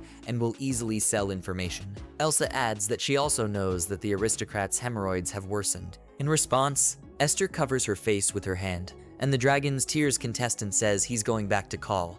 Because this country is sinking ship, Mr. Will asks what Esther thinks about this. He replies that there is nothing good left in this country. Suddenly, he gets up and asks Lady Karen to make him her slave. From this, the girl is in a pleasant shock. Esther explains her offer by saying that he will be enslaved in any case, but he wants to become her slave. Then Mistress Karen will give Esther to his brother. Suddenly, Elsa also shows a desire to become a slave because she has nowhere to go. A man in a black suit who works for the family overhears the conversation. He knows that this house is finished too, and Mrs. Karen ominously asks Esther if he will follow all her orders, to which the young man excitedly responds positively. to everyone's surprise. The first thing Mrs. Karen did was disguise Esther as a maid girl. She justifies this by saying that he is no longer the heir of a high-ranking aristocrat, and without disguise, he will be recognized. A confused Esther thinks that women's clothing is too much. Laughing, Elsa compliments the new image of the young man. Together, they boarded the guild's famous hippo vulture carriage and decided to go without stopping. Lady Karen is and she's still recovering. Esther thinks that he should call his brother Mr. Ding Ding, because they are no longer brothers. It's funny that this city of Hamel is called the City of Adventures. A blonde girl whose name is Nina screamed, pointing at something for Mr. Jink to look at. She was pointing at the maze. Jink and Jan saw. Dzink said that the maze is two-dimensional large. Yan noticed that the building looked old. He also added that he had heard that adventurers use it as a hunting ground with monsters, so it looks like a small town. He concluded that it was a relatively safe place, but there were unpleasant people to encounter. Jink told Ian that he knew a lot, to which the blonde guy replied that there was something similar in his parents' house, and his father sometimes took him with him on outings. The competition was made up of average adventurers from clans. The girl asked what a clan was. It was explained to her that it was a group of adventurers that consisted of several groups. You can join the clan as a group, and there are a lot of powerful people working in Hamel, some of whom use the clans for protection. Ian said that sometimes people are more intimidating than monsters. The frightened girl expressed the hope that they would not meet such people. The guys decided to go to the guild and collect more information. The building that Opened Adventurers Guild. Compared to the guild in Coralta, it's very large. Once inside, they saw what looked like a cafeteria in a shopping mall.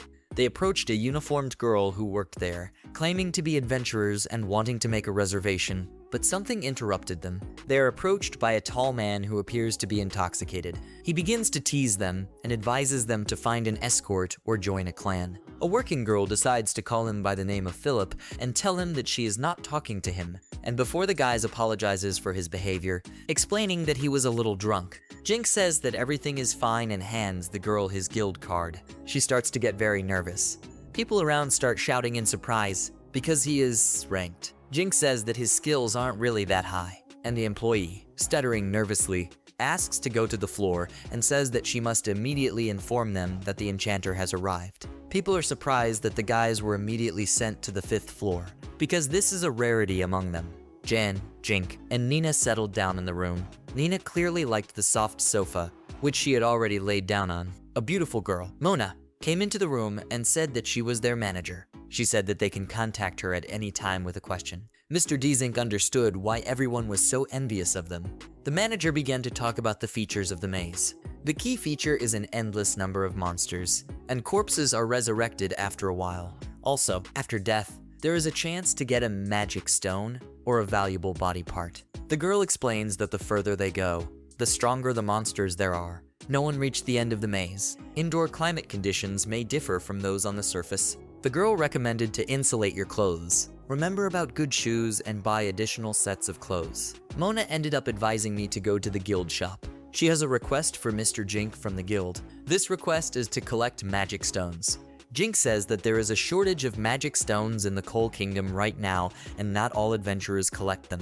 Magic stones in this world are like batteries. You can use them to light a fire or get water. This is the thing that is necessary in everyday life. The guys decide to just hunt for slime, which often drops magic stones. Dzink warned his friends that this was a real fight. The guy also mentioned what spells he would not use. Everything will depend on them. Suddenly, a slime appears. Everyone is armed. Dzink shouts that if possible, he will help them with treatment, but the priority is to kill the slime. He advises Ian to use the sword and wind magic, and Nina is advised to calm down and remember her training sessions. Dzink helps Nina cope with the slime. He yells at her to move, because it'll get her used to it faster. The girl agrees, however, is very nervous. Using his sword, Ian cuts through the slime. The guys fight. Dzink manages to cheer them up and praise them. Surprised, Nina notices that the slime is actually disappearing. Ian notes that thanks to the enchantment, he doesn't feel tired, and every time he killed a slime, his body glowed.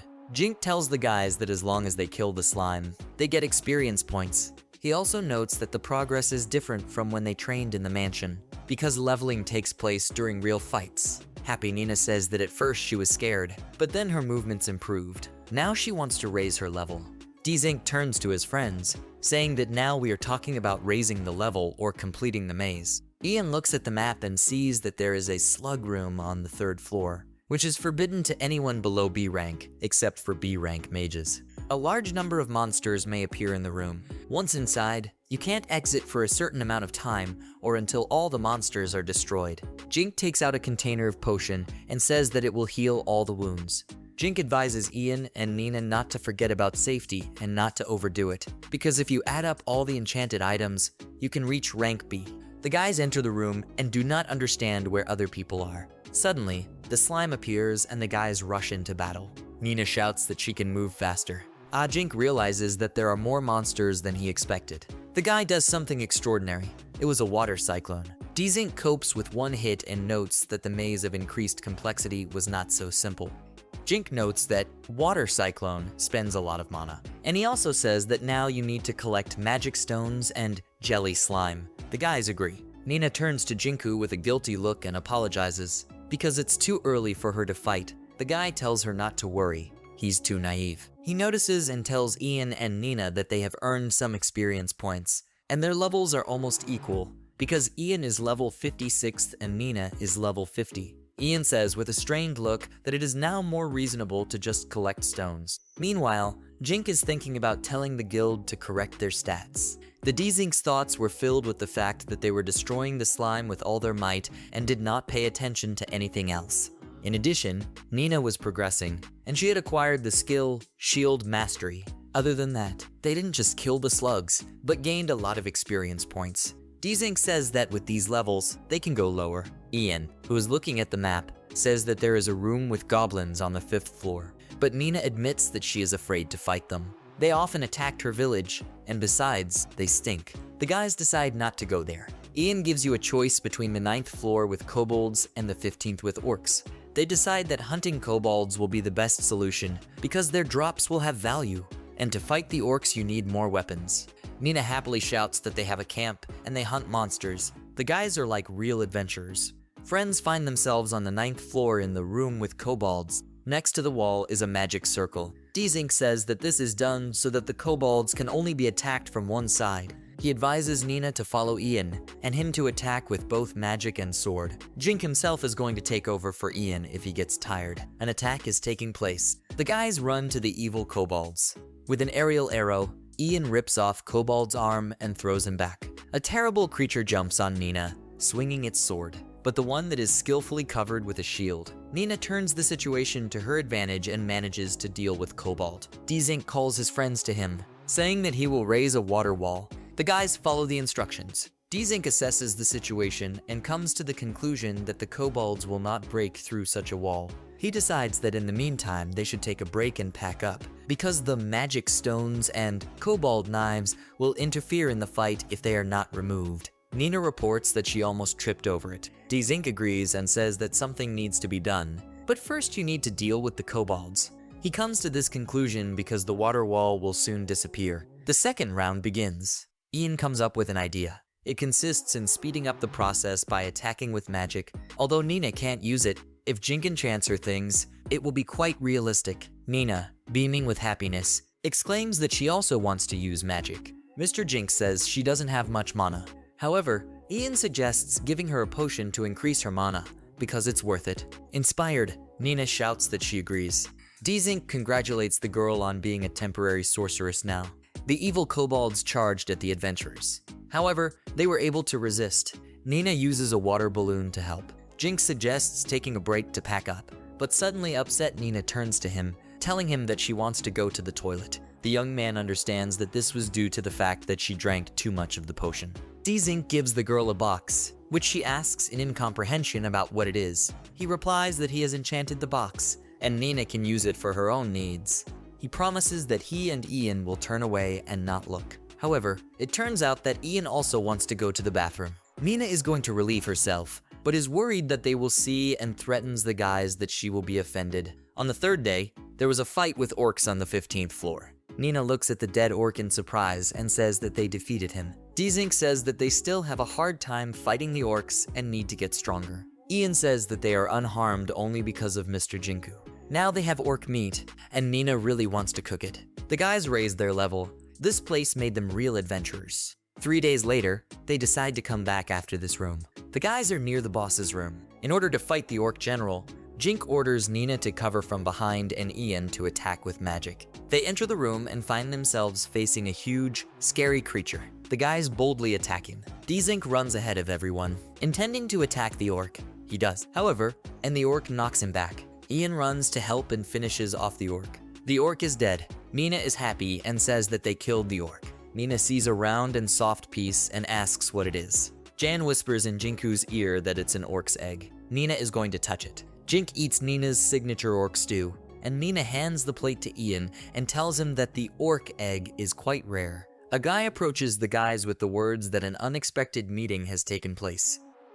Mr. Dink asks the guy who appears who he is. The same person replies that this is very rude and introduces himself as an adventurer.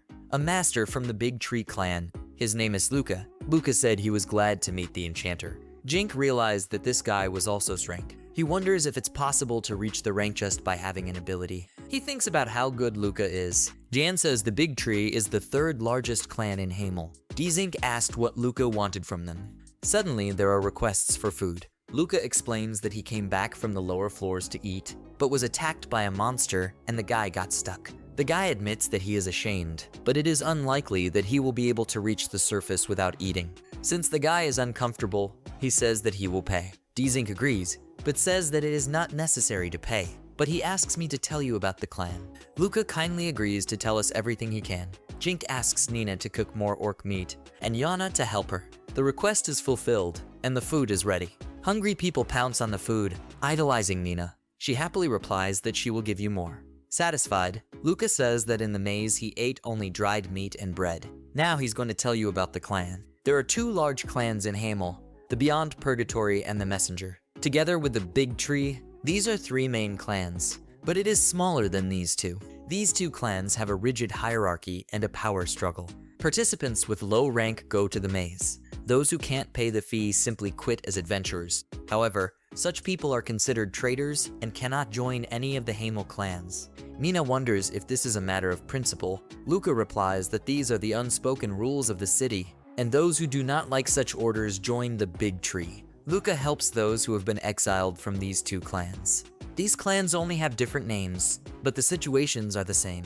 After this story, both sides thanked each other. One for food, the other for information. Dzink suggested that Luca go together until the exit, because they were also going to leave. They're coming out. Jink enjoys the sunlight, because the guy hasn't seen it in so long. Luca and Dzink say goodbye. Finally, Luca warns that both clans are eyeing Jinku, so he should be careful. Mr. Jink asks Jan and Nina how they were doing on their first visit to the maze. Nina says it was a lot of fun, and Ian says it's very effective. He asks if Mr. Jink can organize his own clan. He wonders if it will work, but in general, he could try. The next day, at the Adventurers Guild, the following happens in the backyard. Dzink brought a huge amount of magic stones.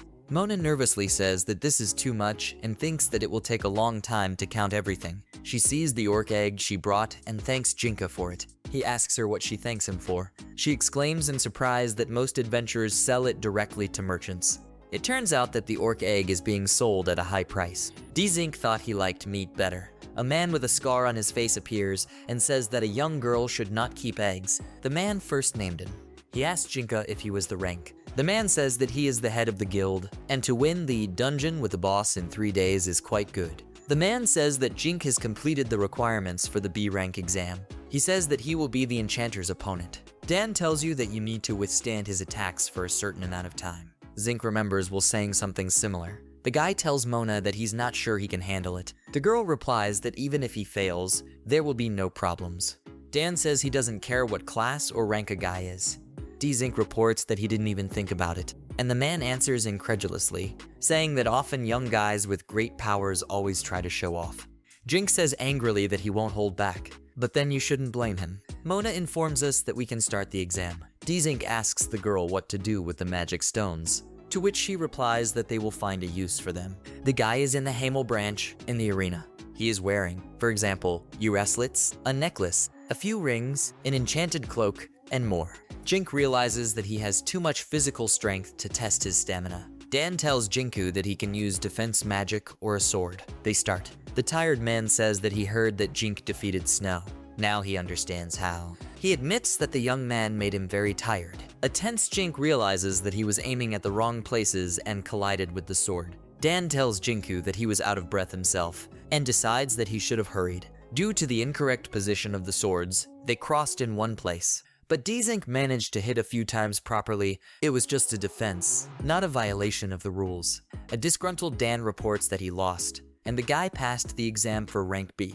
The man teases Jinka, saying that he is about to cry. Then she asks him to go back, because we need to talk. Tired people complain, because they were told that this is a profitable and safe job. They shout with discontent about who came up with the idea of collecting these magic stones in the first place. And Mr. Dzink is being congratulated on receiving the rank of B. Mona tells him the exact total of the Kabold stones and knives collected. Mona, sitting with Dan across from Jinku, says that since this is a temporary rank, they will not be able to accompany him on safe roads. Dan informs that Dzink doesn't need an escort because he defeated Snow from the cult. Dink reminds me that Dan wanted to talk about something. The man remembers and asks what the young man thinks about the supply contracts.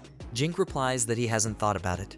Dan is reminded of Ian's abandoned brother, who got into the guild because of a fight. They let him go, but his father said they could have kept the child. His father's merchant who works with the guild. Dan makes a suggestion that Jink should negotiate with this father in exchange for an apology. Jinku doesn't really like this idea, because if he works with merchants, the guild's profits will decrease. Dan informs him that if he finds out about the guy, he will be interested in him, and there are already so many bad merchants in the world. He says it's in the guild's best interest to contract with a reliable merchant, but he advises not to hold out hope for the child's father, because his eldest son is a slave, and it is not known what future awaits the second son. Dan thinks they need us to meet him. Dink thinks about it. He agrees to the meeting. The man tells Dzink to come to this office in 2 hours. Walking down the hall, the guy tells Ian that he shouldn't have asked him to come with him, to which Toot replies that everything is fine. They enter the room. Merchant Lauren pauses and says Ian's name. It tells you that you can start, because everyone is here. Ian's father, Yoki, apologized and agreed to re-educate his youngest son, as well as make a deal on any terms. Thanks to Jan, the negotiations went better than expected. Jink thanks Ian and informs him that he can spend time with his family today. Ian agrees thoughtfully. Returning Jink is met by 2 maids, Mimosa and Angie. They ask if Ian has returned. Dzink explains that he is now with his family. The girls are disappointed that they won't see him today, because he is so handsome. They hand Mr. Dzink a letter. The guy takes it and is surprised, because the letter is from Chris. Opening it, Jink reads a request to come to Brando's mansion because they have 2 slaves who want to see him. Their names are Ilsa and Esther. The guy screams in surprise. There is a fight going on between Dan and Dzink. In the royal capital of Coralta, at Braldo's mansion, Jink heads to Chris, and he says that Dzink, it turns out, is of royal blood. Jink looks at Chris in horror. He asks what the guy is talking about, and the guy replies that it's no wonder he didn't know and asks to listen. The guy informs that Dzink is a legitimate son of King Rosalt. He explains that people found out about this, and now the Rosalt family is in real chaos, and the kingdom is in turmoil. Will, Karen, and the Bogart show up and wave to Dzink, telling him that they're with Elsa and Esther, too. The evil Dzink shouts that he wants to see them. He opens the door. Dzink sees Elsa and Esther, dressed in poor clothes, sitting on the floor. They bow down in front of the guy. Jink, who is absolutely terrified, screams, asking about who did this to them. Karen intervenes and informs them that this is their decision. They themselves insisted that their wounds should not be touched, saying that this is punishment and an apology to you. Jink asked again about the apology. Mr. Will says that although he is not happy, he will tell you. Will explained what had happened before. Holding his head, Jink sighs and says that this is all very difficult. He apologizes for the trouble, and Karen, chuckling, says that she liked Esther in the maid costume. Dzink, addressing Elsa and Esther, says that he is glad that everything is fine with them. He calms them down, saying that he is not angry and will not punish them. He asks them to raise their heads. Mrs. Karen orders Esther to apologize to Jink. The guy is following orders. Jink repeated himself, asking them not to worry, because they hadn't done anything wrong. He anxiously asks Esther not to call him master. Jink rushes to his brother and hugs him, telling him that they are brothers. No matter what happens, for life, they are brothers. Esther starts crying, and so does Elsa. The Jinka are asked to take care of them. He says that he wants to make Esther a commoner, but this is not the best option right now, so he will only be a slave according to documents. Esther boldly refuses, saying that she will be her brother's slave for the rest of her life, while Elsa supports him by saying that she is too. Jinku doesn't like their stubbornness. He notices that as soon as he found out about this, his stats changed to Fallen Nanlan Seed. He realized that the Crown Prince is his younger brother anyway. Mr. Will reports that King Rosalta and the Crown Prince are deposed, and the throne remains empty. The Queen has also filed for divorce, and her home country has abandoned the Union. An attack on Rosalta is only a matter of time. An aristocrat is led to execution, but resists, asking if they know who he is.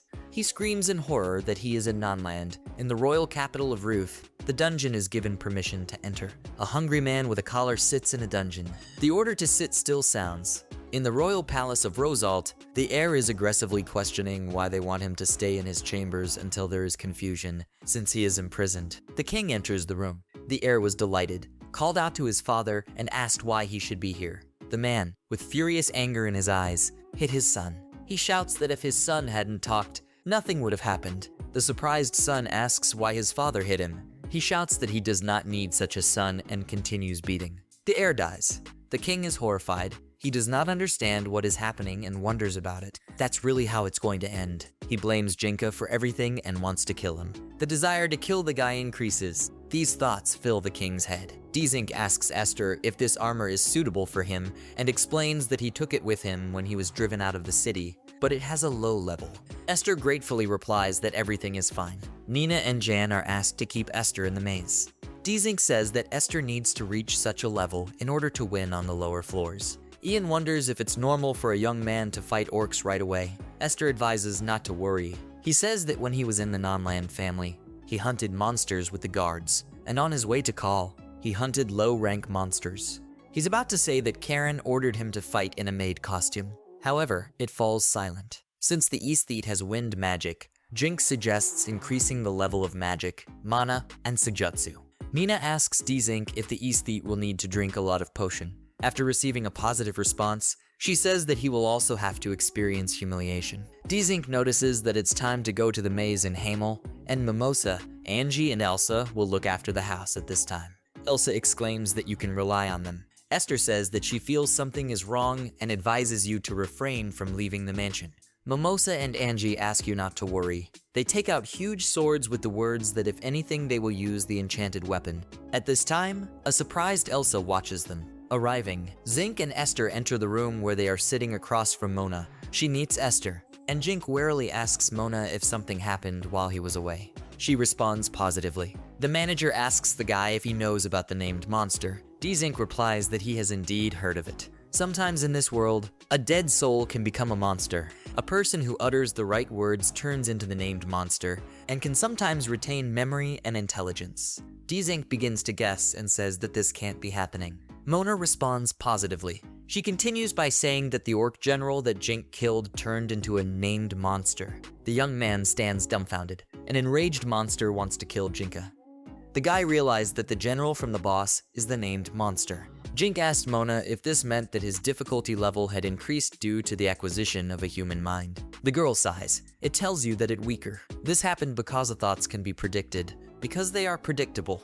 And every time a monster sees a woman, it's not interested in anything anymore. That is, even low-ranked players can overcome it. After a while, everyone started calling the monster Durork.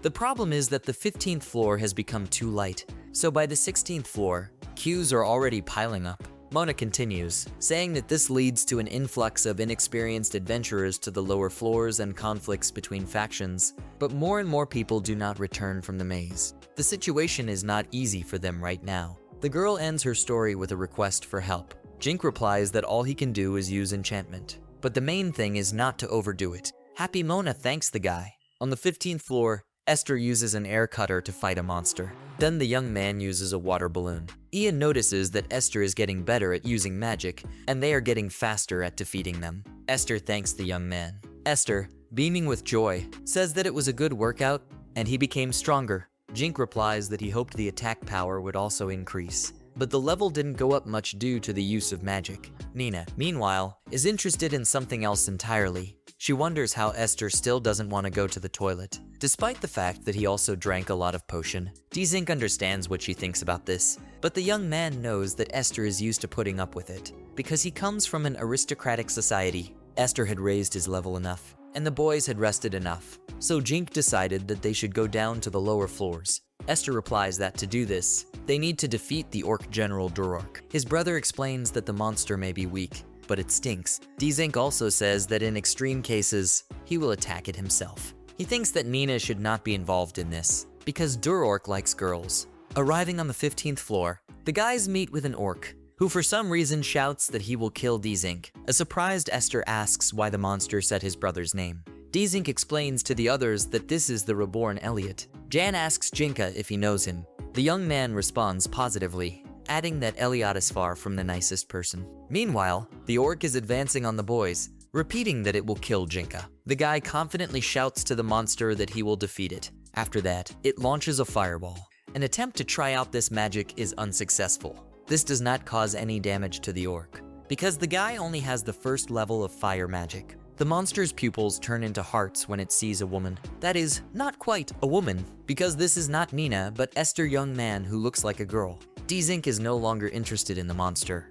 Now all its attention is on Esther. Dzink takes advantage of the moment to injure the monster and yells at it not to be distracted. The orc yells the guy's name, and the fight continues. Dzink angrily cuts the monster in half lengthwise. The monster falls, and Dzink is surprised at this meeting. Nina notices that an egg has emerged from the monster. Annoyed, Yan and Dzink don't want to take it. Esther tells her brother that the crown prince has fallen. He assumes that the prince was executed. Jinka replies that an undead soul risks becoming a monster. Elliot was also undead. The souls of the monsters in Hamel's maze are trapped there forever. He will be resurrected many times and will continue to earn experience points and items, continue to kill adventurers. The guys are happy that they passed the dungeon with the boss, and now decide to go to the most popular place or cave on the 20th floor. Ian notices that there really are a lot of people here. Dzink says that here you can find different crystals, emeralds, and diamonds. He offers to earn money. Esther and Nina glow with happiness. They decide to mine ore. Dzink gives everyone pickaxes, but asks them not to overdo it, because mining ore requires a lot of effort. The guys are going to collect crystals. Ian notices that there is no valuable ore around, so they should try elsewhere. Esther asks why the guy thinks so. He replies that he used the skill appraisals, so he can say that there are many emeralds to be found there. Dzink praises his friend, saying that he didn't even notice how he used the grades skill. They come to a different place. There really are a lot of emeralds here. Happy Nina exclaims that there are a lot of green stones here. Esther is also happy with such findings. The watching Dzink thinks that this is all fun, and they are still such children. Ian takes a lot of emeralds in his hands with a sinister look. He's having fun in his own way, too. Jinku is asked if he will dig. He responds positively, adding that he wants to try something. He stands near the stones, intending to collect them. Dzink wants to practice earth magic and creates a golem from the remains of the earth. Esther watches and admires her brother. Dzink says that holding it requires mana, but despite the fact that he can't control it well right now, he figures out how to use the golem. It can be used as a shield and pass through traps, but Dzink guessed that the golem could also be used to mine more ore. Jan asks Jinka what the noise is. People are standing there, divided into two sides, arguing over whose place it is and who should leave. Dzink understands that they are acting like this because something is not shared. Even though they are adults, he decides to hurry up and finish the job. The fun treasure hunt is ruined. They finally reach the 21st floor. This place is called Step. The guys look around in surprise and say that this place is very different from the whole maze, as if they are outside. Dzink says that green cows live here, and their meat is delicious. Esther notices that he likes the orc meat better. Nina asks her brothers if they've tried it before. The eldest of the brothers replies that they really tried it when they were aristocrats, and such food is a delicacy because there are few places where you can buy it. Nina enthusiastically asks if they are going to hunt cows, and Ian tells her that he is hungry. Dzink remembers Mona saying that many people don't come back from the maze, but despite her words, they are doing well. Suddenly, the guys are attacked by scary creatures that look like huge ants. Shouting that the cow's meat is delicious, Dzink rushes at the cow with his sword. He brings the guys a large piece of meat, saying that, in his opinion, this will be enough. Nina exclaims that it's her turn, and Esther says that she will help. The guys ate, They say they really enjoyed it. Ian explains that there is also a white cow and minotaur. There are many monsters that look like cows. The meat of the white cow is very similar to that of the green cow, and it also has delicious milk. The minotaur's meat doesn't taste good, and its axe is too heavy to use. Jink informs Esther that he has raised the level of wind magic, so maybe now he can make a wind tornado. Dzink hears the sound and looks around. One man pulls the other because he is injured and exclaims that the exit is close. Jink asks if everything is all right. The men say that it's better for the guys not to go there. The young man asks what happened. One of the men replies that they are ants. Ants live here. The men were unlucky because they came across a group of them. When asked by the Dzink whether everything is fine, they say that only they managed to survive, while others remained in the anthill. The young man thinks that he has never had to fight ants before. Jink suggests that the men tell him about the ants while he uses healing magic. The man starts talking. He says there aren't too many ants, but they line up so they're hard to beat. When asked about the weaknesses of these creatures, the man replies that their skin is strong, but they are afraid of fire. Jink understands that they are unlucky. Because he is bad with fire magic, they mostly used water and air magic. The ants are fiercely protective of the queen. The man explains that the guys will have to call a lot of magicians with them and go with the clan to get to the 24th floor. The man who is treated thanks and says that he felt better, and another says that they will go and advises the guys not to hope for success. Mr. Dzink decides that they need to get to the 24th floor as soon as possible, but the guys should not forget about security. The guys are on the 24th floor on their way to the anthill. Suddenly, they felt a vibration. Nina called out to Jinka in fright. Suddenly, ants appeared near the children. They ran as fast as they could from these terrible creatures. Some girl boldly rushes to fight with ants, but it doesn't work out. She's hurt. Jink thinks about what they can do with the available type of magic. There are at least 5,000 ants. Ian suggests not to save anyone, because then it will be possible to avoid death. Jink thinks Jan is right, but the kids, especially Nina, can't stand the guilt. So the young man shouts that they will fight and use potions to even up the odds. The guys rush into battle. Jink thinks that their lives are his responsibility. As a leader, he must hold on so that everyone survives. People need to get out of here as soon as possible. Dzink says that they will buy time and take the ants away. And if it is very hot, they will run away. People run away gratefully. The guys use a water cyclone and an air tornado. They fight. They use what they can. Dzink drinks the potion and notices that there is no end to the ants. Ian uses an air cyclone. Jink thinks about how he can't use fire, but he has enough mana. And Yang is also somehow holding up, and the kids need a break to recover. Dzink calls Esther and Nina to come to him. He creates a water wall and asks you not to worry. Dzink advises the children to drink the potion and recover. The guy's mind is occupied with the fact that if they continue at the same pace, they will say goodbye to their lives. He guesses that you need to kill the queen, then the guys will win. It's big and far away, and Jink is thinking about how to get to it. Looking closer, he notices that there are individuals of a different form. The guy guesses that this is the commander of the ants. Dzink decides to give them orc meat. He throws a piece. The ants were really distracted by this. Buying time, the guy runs to the commander. Dzink attacks and cuts off his head. The ants were frightened. The guy orders Ian to scatter the meat of the orcs using wind magic, and, if possible, attack the commanders, as well as use ranged magic. Nina and Esther exclaim that they want to help too. The children heroically claim to help Ian and open the way to the queen with ranged magic. Dzink agrees. He asks for cover, saying that as soon as he gets close to the queen, he will destroy her. Ian throws the meat around as he should. The ants are crawling up, and Esther and Nina use an air cyclone. The guys are fighting ants. Ian runs at the ants. Dzink also uses a water cyclone to get close to the queen, and now he is already opposite the leader of the ants. Jink assesses the situation and decides that it is unlikely that the blade will be able to hurt enough, even if her skills are not very good. The guy uses a fireball. The queen attacks. Jink understands that her attacks are rough, so they are easy to dodge, but the guy asks the question of how to damage it. Then it suddenly dawned on him. Jink realized that he could use Dan's tactics. The guy understands that a large body will not be able to turn by a small diameter. He should move to control the queen. Jink decided to target her leg joint. He asks you not to interfere. The ants want to get closer to the Dzink, but Jan orders the boys to keep the ants away from Mr. Jinku. They don't have much time, and their mana and potion are running out. Dzink attacks the queen. wanting to cause damage. He succeeded. Queen lost part of her leg. As a result, she collapsed to the ground. The queen is lying almost legless, practically unable to move. Jink realizes that if she loses her sense of touch and her legs, there's nothing she can do. The guy pounces on the queen, destroying her to the end. The ants run away after the queen has been killed. Esther praises her older brother, and he replies that he is glad that they were not injured. Jink nervously thinks about what happened this time, but if he made even one mistake, their corpses would still be lying in the maze. Mr. Dzink apologizes for being too careless. Ian said he was very glad they had survived, and Esther reports that in the end, it was a success and a lot of drops fell from the ants.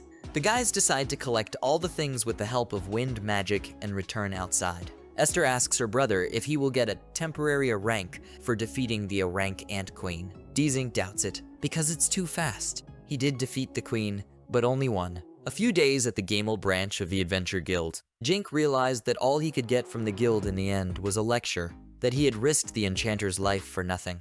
Mona told Jinku with displeasure that he was fighting with a group of ants. She also revealed that the Jink helped B-rank adventurers from Harp, and they give 3 platinum coins as a reward. Dzink translated this into prices, 300,000 yen. He asked if it was too much. Mona replied that they were saved from evil ants, all at market value. Mona explains that this is the price of life. They understand that without Dzink, they would have been killed. The guy thanks the girl for what she told him. Upset, Mona says that everyone is dying. She goes on and says that Jink is a valuable enchanter, and she doesn't want to hear about his death. The girl admits that she asked him to help those people. She apologizes for risking Jink. He replies that he wanted to go there himself. It's not her fault. The girl leaves with the words that she will call the head of the guild, who really wants the guy to live. Nina notices that Manu is angry, and Dzink says that she was worried and he is pleased. Dan enters the room. He reports that he heard that Dzink defeated the ants. The man again seems to criticize the guy, saying that he overestimated himself, put his friends in danger and saved people, and if he wants to die, he can return to Rosalt. Esther yells at the man about how dare he talk to his brother like that, no matter that Dan is the head of the guild. But Dzink stops his brother, saying that Dan is right and he should be more careful. The man advises Dzink to think about his behavior and decides that one lecture is not enough. He stands up and says that he has an important message for the young enchanter. Dzink looks at Dan in surprise. Dan reports that the guild leader from Colt contacted him recently, and the aristocrats from Rosalt were on their way to call. He says that 4 people dressed as merchants came to ask for an escort and were able to find out that one of them was an aristocrat. Dan informs him that King Rosalta wants the Dzink back. Esther exclaims that they will not succeed. Jink asked the man why he had said this, because it was a secret. Dan replies that legally the guild would have kept their privacy, no matter who demanded the Dzink, but they turned themselves in. The man exclaims that everything should have been done according to the law. He says that the guild is always neutral in international conflicts, and in general, this is their problem. Jink took note and thought he should tell the State King about it. A question was asked about their names, but they never found out. Jink was thinking that if they wanted to make him crown prince, a royal delegation would come, but they had infiltrated in secret. It turned out that his name was Marquis Bowdenil. He is the second most important nobleman, after the Governor General. He is known for his harsh treatment of commoners. Dan reassures Dzink that Bowdenil does not know that he is in Hamel, so now he is looking for him in the capital. After these words, the guy thinks about writing a letter to Prime and the Holy Scripture, as well as moving the servants from his house to Brando's mansion. Mona asks Jink if his research was hindered by the fact that the Harp members said they encountered ants because they wanted to get away from the place where messengers and out of custody were fighting. The guy replies that it didn't really hurt, but nevertheless, they stopped mining when they saw the quarrel and moved on. The girl concludes that even an S-rank Jinku is suffering from this. Perhaps she should complain to the heads of both clans. The guy doesn't mind. He thinks about the fact that even the guild suffers from them. Dan gets up and exclaims that they are a lot of trouble. He concludes by saying that he is done with them and advises them not to take any more risks like this.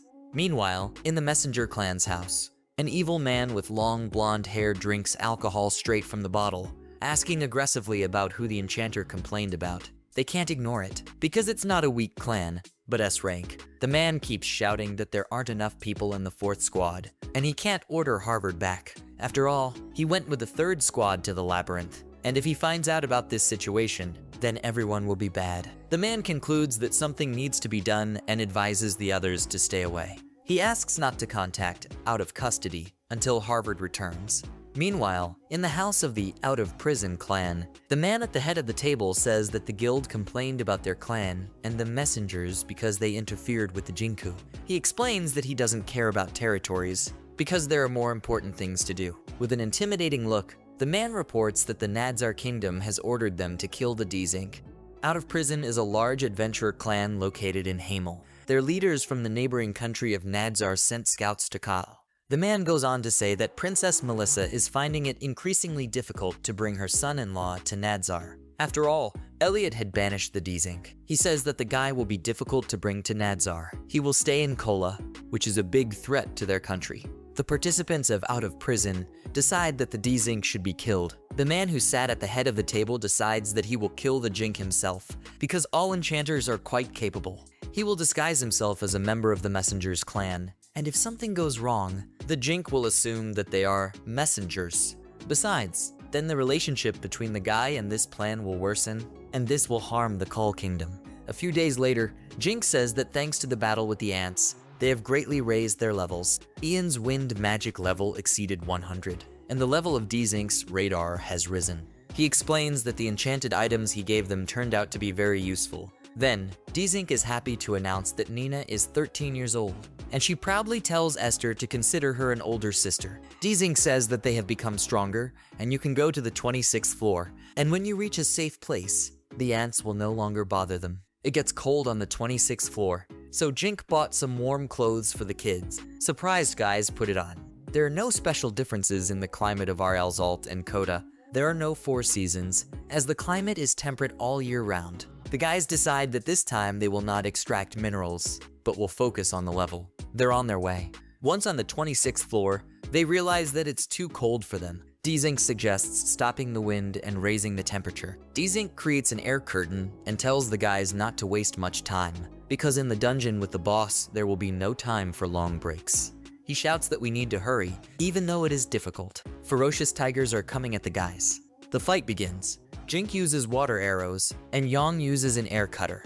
Ian explains that hunting is difficult, and they won't be able to eat them because of the weather conditions. Dzink notices that his water arrow looked like a sherbet. Nina is surprised to ask what it is, and the guy has an idea that, in his opinion, the girl will like. The guys finally arrive at the 30th floor, a dungeon with a boss. Yang says it took them 2 days to improve their physical strength. But before the boss fight, Jink creates a golem from a pile of metal left over from alchemy. The boys look at him in surprise. Esther asks her brother what it is. He replies that he wants to try something. The guys take off their winter clothes, as it is warmer in the dungeon with the boss. A monster appears in front of them. Jink shouts that he bites and needs to be careful. He also explains that this monster is difficult to defeat because it is difficult to deal direct blows. The battle continues. Jink increased his magic, though it took a while. The guy uses a water tornado, but he knows that if it doesn't work, he'll have to blind the monster with an arrow. But unexpectedly for Jinka, the monster falls. He's smitten. Ian notices that they were able to beat him. Jink, who is still in shock. He admits that because of the statistics, he thought it would be more difficult. Esther explains that when the level goes up, the enchanter's skill goes up too. Dzink says there will be a safe zone next. Nina is relieved that she will finally be able to rest. When the guys enter a new room, the people sitting there look at them with disbelief and decide from their evil look that the guys are either from the messengers or from the out of prison. Dzink, as someone calls by name. He responds and sees a guy who introduces himself as Lion from the Big Tree Clan, and also reminds Jinku that the guy fed him some orc stew. Lion thinks that it is difficult to rest near the messengers and out of prison, so it is unlikely that they will go there. Dzink offers people milk from the Bella cow. They thankfully agree with you. The children, as soon as they drank the milk, immediately fell asleep. Apparently, they are tired, because even adults can hardly tolerate the cold zone. Jink asks the guy how long they've been here. He replies that they are the 3rd squad that supplies the 1st and 2nd, and they also communicate with the surface, so they can't just leave. He explains that there are 3 other squads of other clans that provide support to the 1st and 2nd squads on the lower floors. Dzink replies that he understands. He thinks about the fact that sometimes they stay here for up to a month, and probably they give off an unpleasant smell. The guy confusedly says that he understands what Jink is thinking, but admits that he can't help it, because drinking water is extremely important, so they can't wash with it. Dzink replies that in this case, he can exchange water for information about the lower floors. Lion says that the 31st to 35th floor is a tropical jungle zone, but many adventurers are cut off in the cold zone, so from now on, even the guilds don't know much about what's going on here. They say it's because one clan wants to sell information about this territory. Jink understands that if they make a map and guide to the jungle, they can make good money. The guy gives the water and thanks Lion, who also says that he is grateful and wishes him good luck. The guys are on the 31st floor. Dzink explains that this is a jungle zone, and Esther notes that it is different from the cold zone because it is hot and humid. Dzink says that their goal is to explore the area, gather information, and make a map, because if they sell the information, they will earn a lot of money. The guy asks the guys to invest in full, although it is difficult. Nina says that she would be happy, but the unbearable heat is very annoying. Dzink agrees with her. He picks up the jar and exclaims that it is a special white cow's milk sorbet from Dzink. Surprised, Nina asks what it is. The guy replies that she wanted to know what sorbet is, so he secretly made it in a safe zone. After tasting it, Nina shouts that it is very tasty, and it is also cold and sweet, and Jan was speechless from the sherbet prepared by Dzink. Dzink explains that you need to add sugar to warm milk and cool it to make sherbet. He explains that the white cow's milk is saturated, so no cream is needed. Yang tells Jinku that he can sell his invention because it is a previously unseen dish. The guy replies that he read about it in a book in the school library. Nina and Esther praise Dzink. The guys had an idea how to cool down. You can wrap a piece of slime in a cloth and put it in your pocket or on your head, then it will be cooler. Jan talks about his idea that if you mix sherbet and cooler, then it can be sold. Jink, watching this, thinks that Ian is a real merchant. Dzink shouts to the guys to get ready and asks them to stay within the radar range. The children are surprised to explore the jungle. Yang shows Jinku who is talking, a gesture that means to be quiet. Jan and Jink notice the tense men arguing about killing Jink. They say that the king and Princess Melissa also want to kill the enchanter as soon as possible. They continue, saying that all the rumors about him may be true, explaining that the head of the guild said so. Jink is tense and shocked at what is happening. Ian is in the same state, because he also understands that the head of the guild is Dan. Is Dan related to Out of Prison? It seems to have been a spy of the Nadzar kingdom from beyond confinement. Dzink says that it's unlikely that everyone in the clan is a spy, but some of them may be in the maze, chasing the guys. Nina is alarmed and says that guild head Dan might be a traitor. Dzink asks his friends to behave as usual and not let on that they know about the assassination attempt that is being prepared. He turns to Nina with the words that Jan and Esther understood, and it is easy to see through her. Dzink asks the girl to be more careful. Nina shouts in anger that this is very rude. She is already 13 years old, and you can rely on her. Everyone's here. Pora is surprised to ask whether the scouts are out of prison. An indignant Dan replies that he hasn't understood anything in 10 years. The guys stare at the man with a stony face. Jink asks him about what they will do if the kingdom is not involved. Then he wants to inform the State King. Mona says that if Nadzar wants to attack, she won't let it go. And Dan says that the fact that spies are out of prison is not the only reason to get rid of them, and the guild is neutral. The man talks about his decision to go with the guys to the maze, because you need something more weighty to crush such a large clan as out of prison. For example, to catch them in the act of a crime, and he will be an important witness.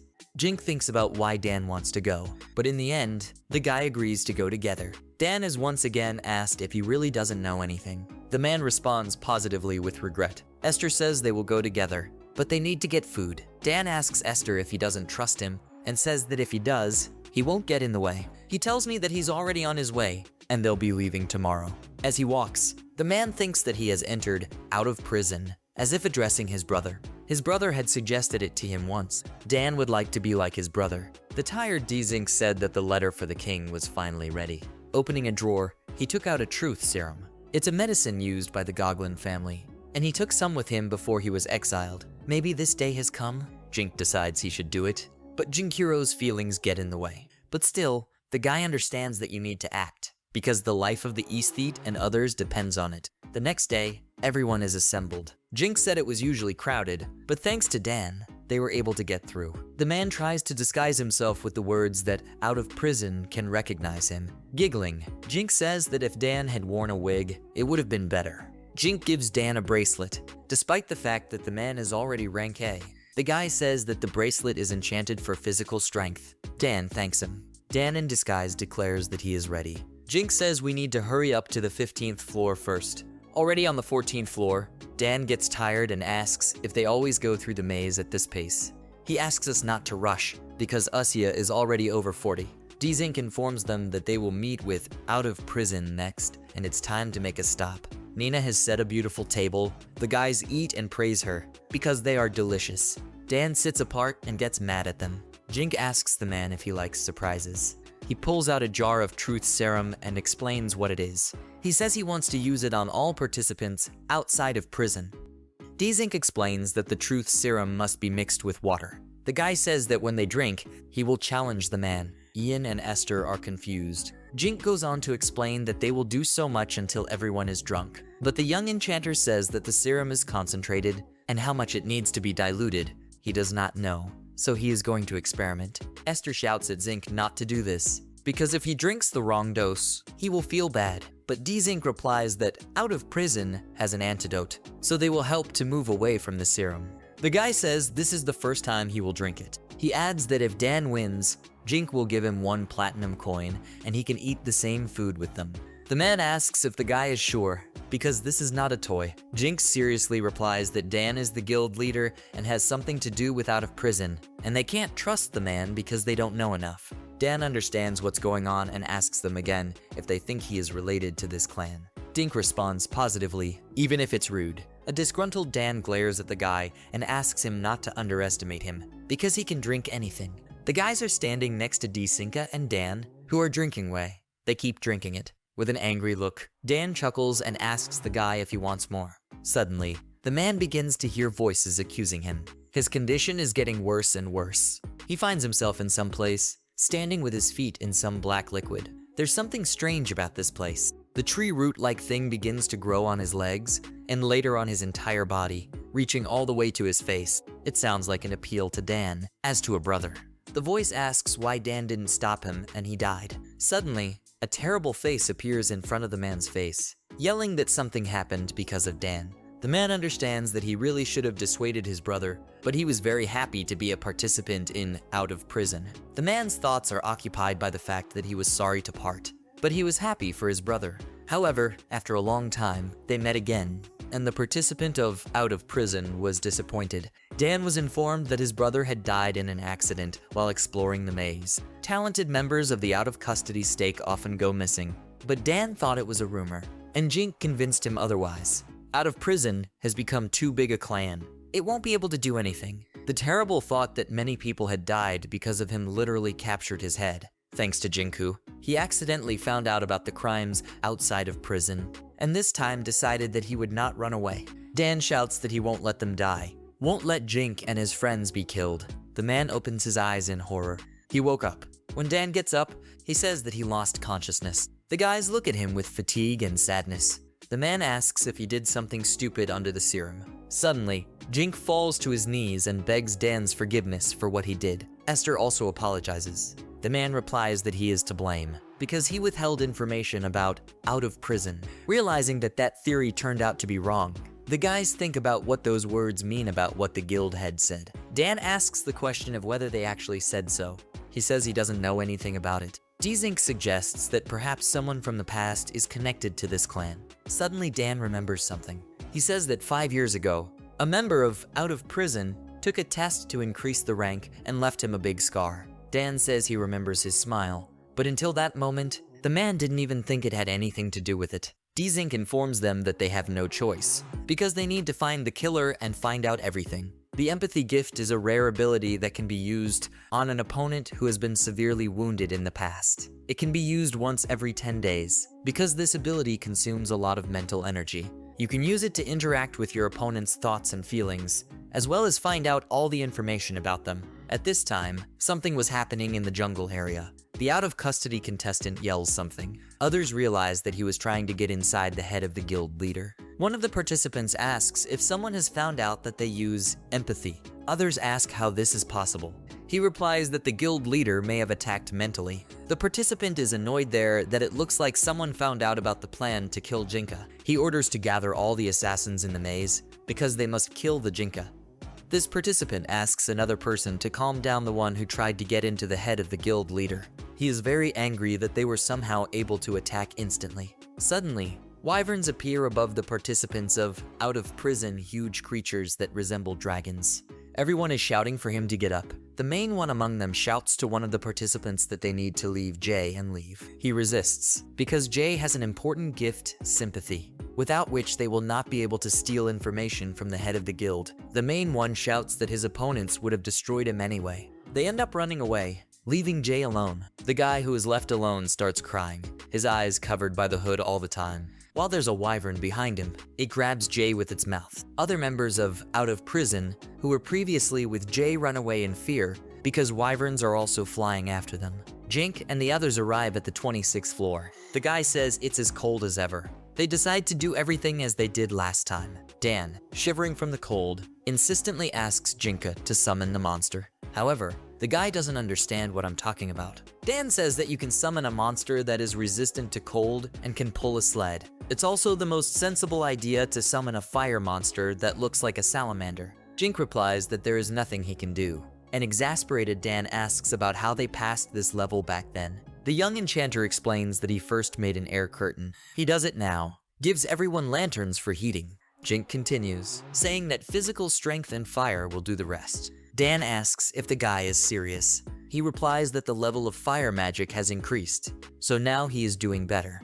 Disappointed, Dan realizes that there is no other choice. Dzink tells Dan that compared to yesterday, the man was also getting better. The guy says to focus on maintaining the magic and asks Dan to look around. The guys find themselves on the 30th floor, where they fight a monster. Dan says that Toku Rokanth was easily defeated. Dzink suggests that we make a stop here and think about our future strategy. Dan asks in surprise if they will go to the safe zone. The young enchanter explains that the monster will be reborn in an hour, and if earlier, then experience points and drops will not be superfluous. Nina has prepared the food. She says that the white cow's milk and sherbet are ready. Esther suggests that Dan eat his portion, too, if he wishes.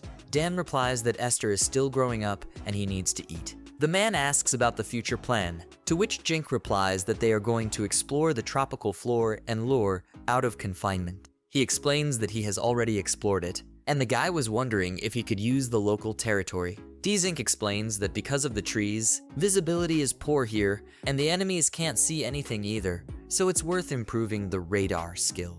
Dan says that even the guild doesn't know everything about this place, and also says that the out-of-prison ones are good at surveillance and scouting, and he doesn't know what skills they have. Jink encourages everyone to go to the safe zone. They decide to act covertly, just as they did before. The guys cross glances with some disgruntled people. On the 7th day, on the tropical floor, Dan says you can put a bath and other things in the storage area, otherwise the guys would be dirty right now. Esther adds that this is why his brother took the bathroom. Concerned, Young wonders if they will come out of prison. He understands that they could hardly cancel their plan to kill. However, Dzink notes that the probability is clearly not zero.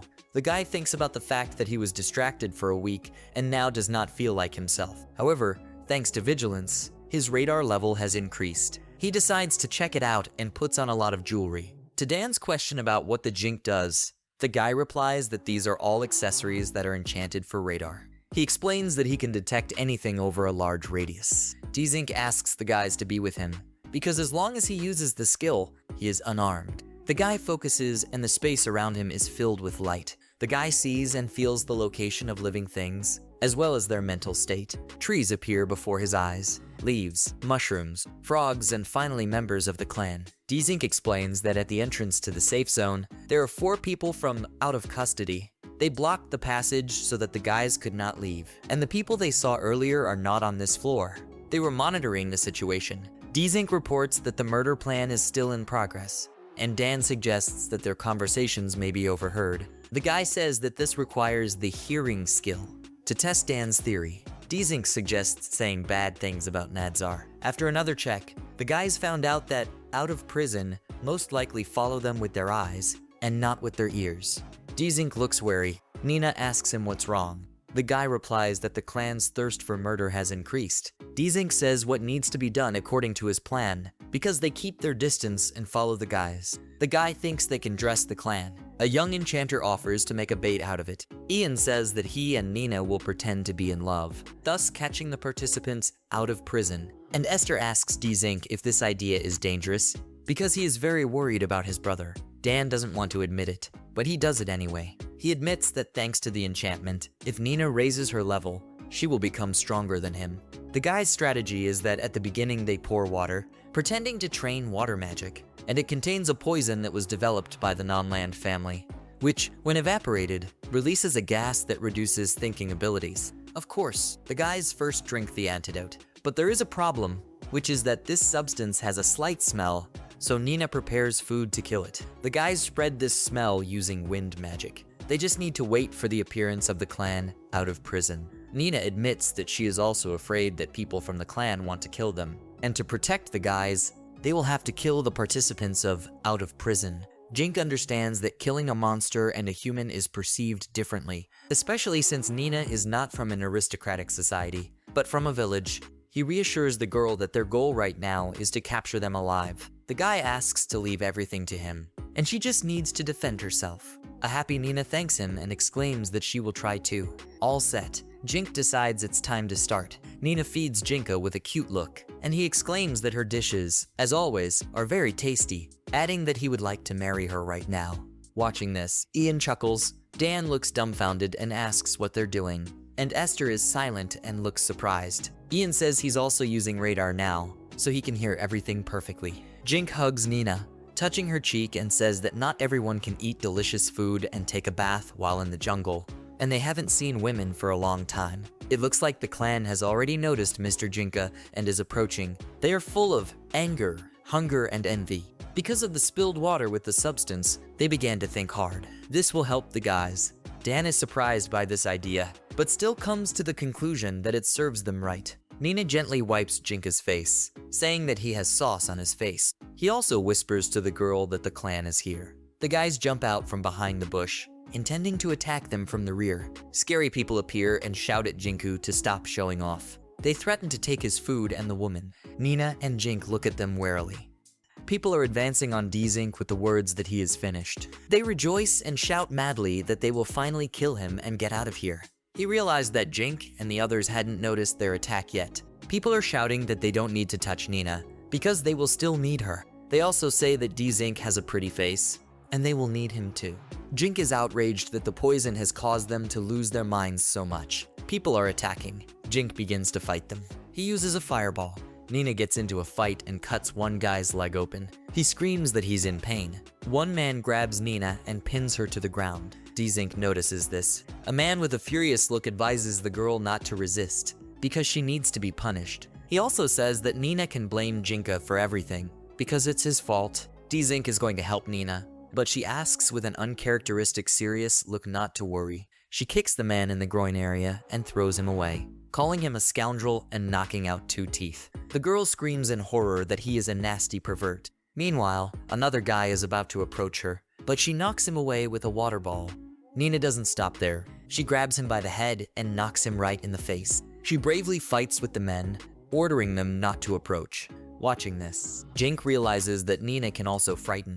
A man with one blindfold closed shouts that these are just 2 children and they shouldn't bother with him for long. Meanwhile, Ian sneaks up from behind, slicing his head open. Dan and Esther also run to attack, and the frightened people are shocked that Jinka and Nina have backup. The guys are fighting the clan with all their might. Dan cuts open the head of a man, noticing that thanks to Jinku, his body has become very light. The guys end up winning. Dzink offers to bring people to their senses. Nina says that she doesn't want to touch them. The guy apologizes for the fact that she had to deal with it herself. He also says with understanding that now they will do everything themselves. Esther asks her brother where Nina went. Jink replies that she and Ian are going to set up camp, and she wanted to take a bath, because the girl can't stand it anymore because she was touched by dirty men.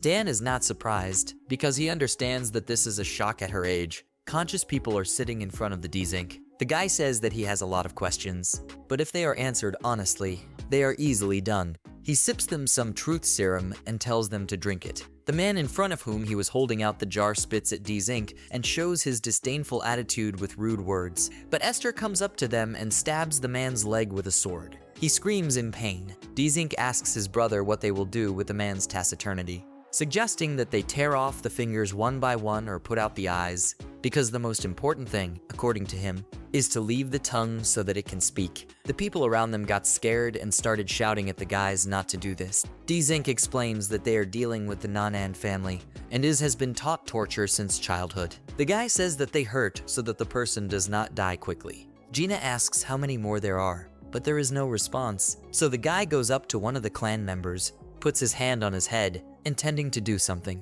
Jink uses fire magic, saying that he will gradually increase the temperature. The guy explains that the skin is thin, so this person will soon start to heat up the skull, and his face will be burned. D-Zinc adds that a clan member can die from pain shock, and there are many other ways to kill them. The guy with the intimidating look says that if you need to kill someone, it doesn't matter to him whether they are goblins or people from this clan. They're terrified. The man whose head was being burned by the dink shouted at him to let go, promising that he would tell everything. Jink decides that Nina doesn't need to see this. The others yell that he will not get off just like that, because the exit is guarded out of prison.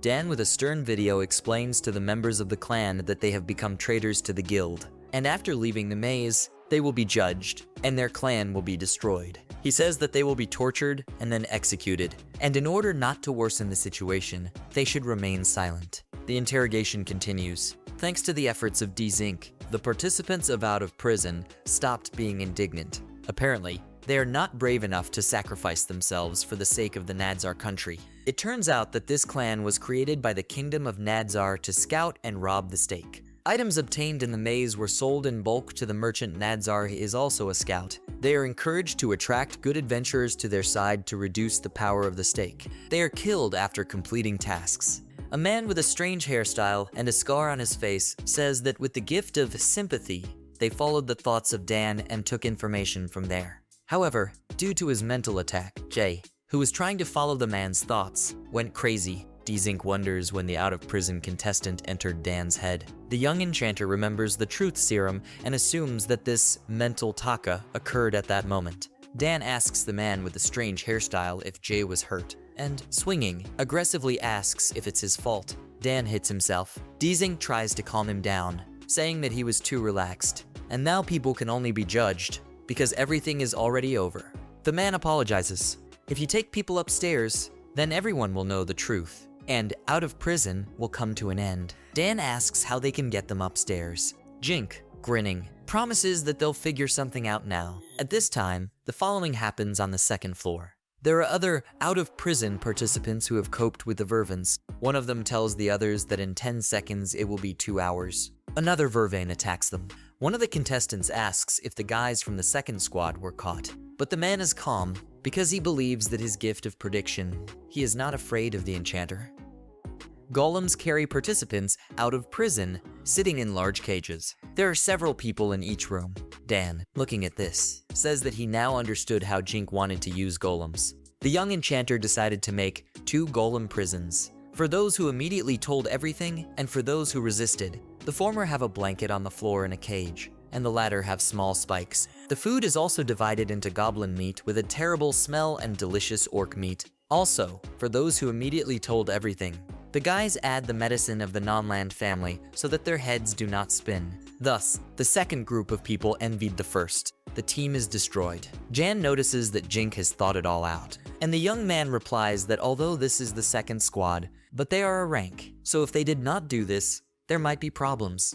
Jink says that although it was difficult, he gave the clan members underwear with storage, but since it became unpleasant to smell, I had to use an air curtain, and this caused trouble. Esther exclaims with pride that it was his brother's idea. Jink explains that without a large amount of mana, nothing will work. He still needs to support the golems. Esther says that you should also learn from torture. However, Dan advises against learning this. Jan notices something, and D-Zinc is talking about the first squad and their desire to kill. They're coming this way. Dan asks about the strategy this time and what he should do. The young enchanter reports that based on the information received from the prisoners, the most problematic ones in the first squad are the leader Phobos and Neville. Jink explains that if they beat these two people, they can be considered to have beaten everyone. In terms of strength, Neville is more suitable for the second squad. However, he has the valuable ability of evaluation, but he can only use this skill when the guys are in his field of vision. And the leader of the first squad, Phobos, can spend all the maga in a few seconds, but foresee the future. He can use it in battle. Dzink explains that out-of-prison participants can attack from afar, so it's worth using your waters to the fullest. He says that Esther and Nina will go ahead of the prison, supporting it with magic. Jink says that Ian and Dan are attacking with magic, and also says that it is worth quickly defeating the magician and preventing a remote attack. They agree. The guy holds the glasses in his hands and explains that they are enchanted for evaluation. Using them, they will learn the enemy's skills. The first squad stands ready for battle.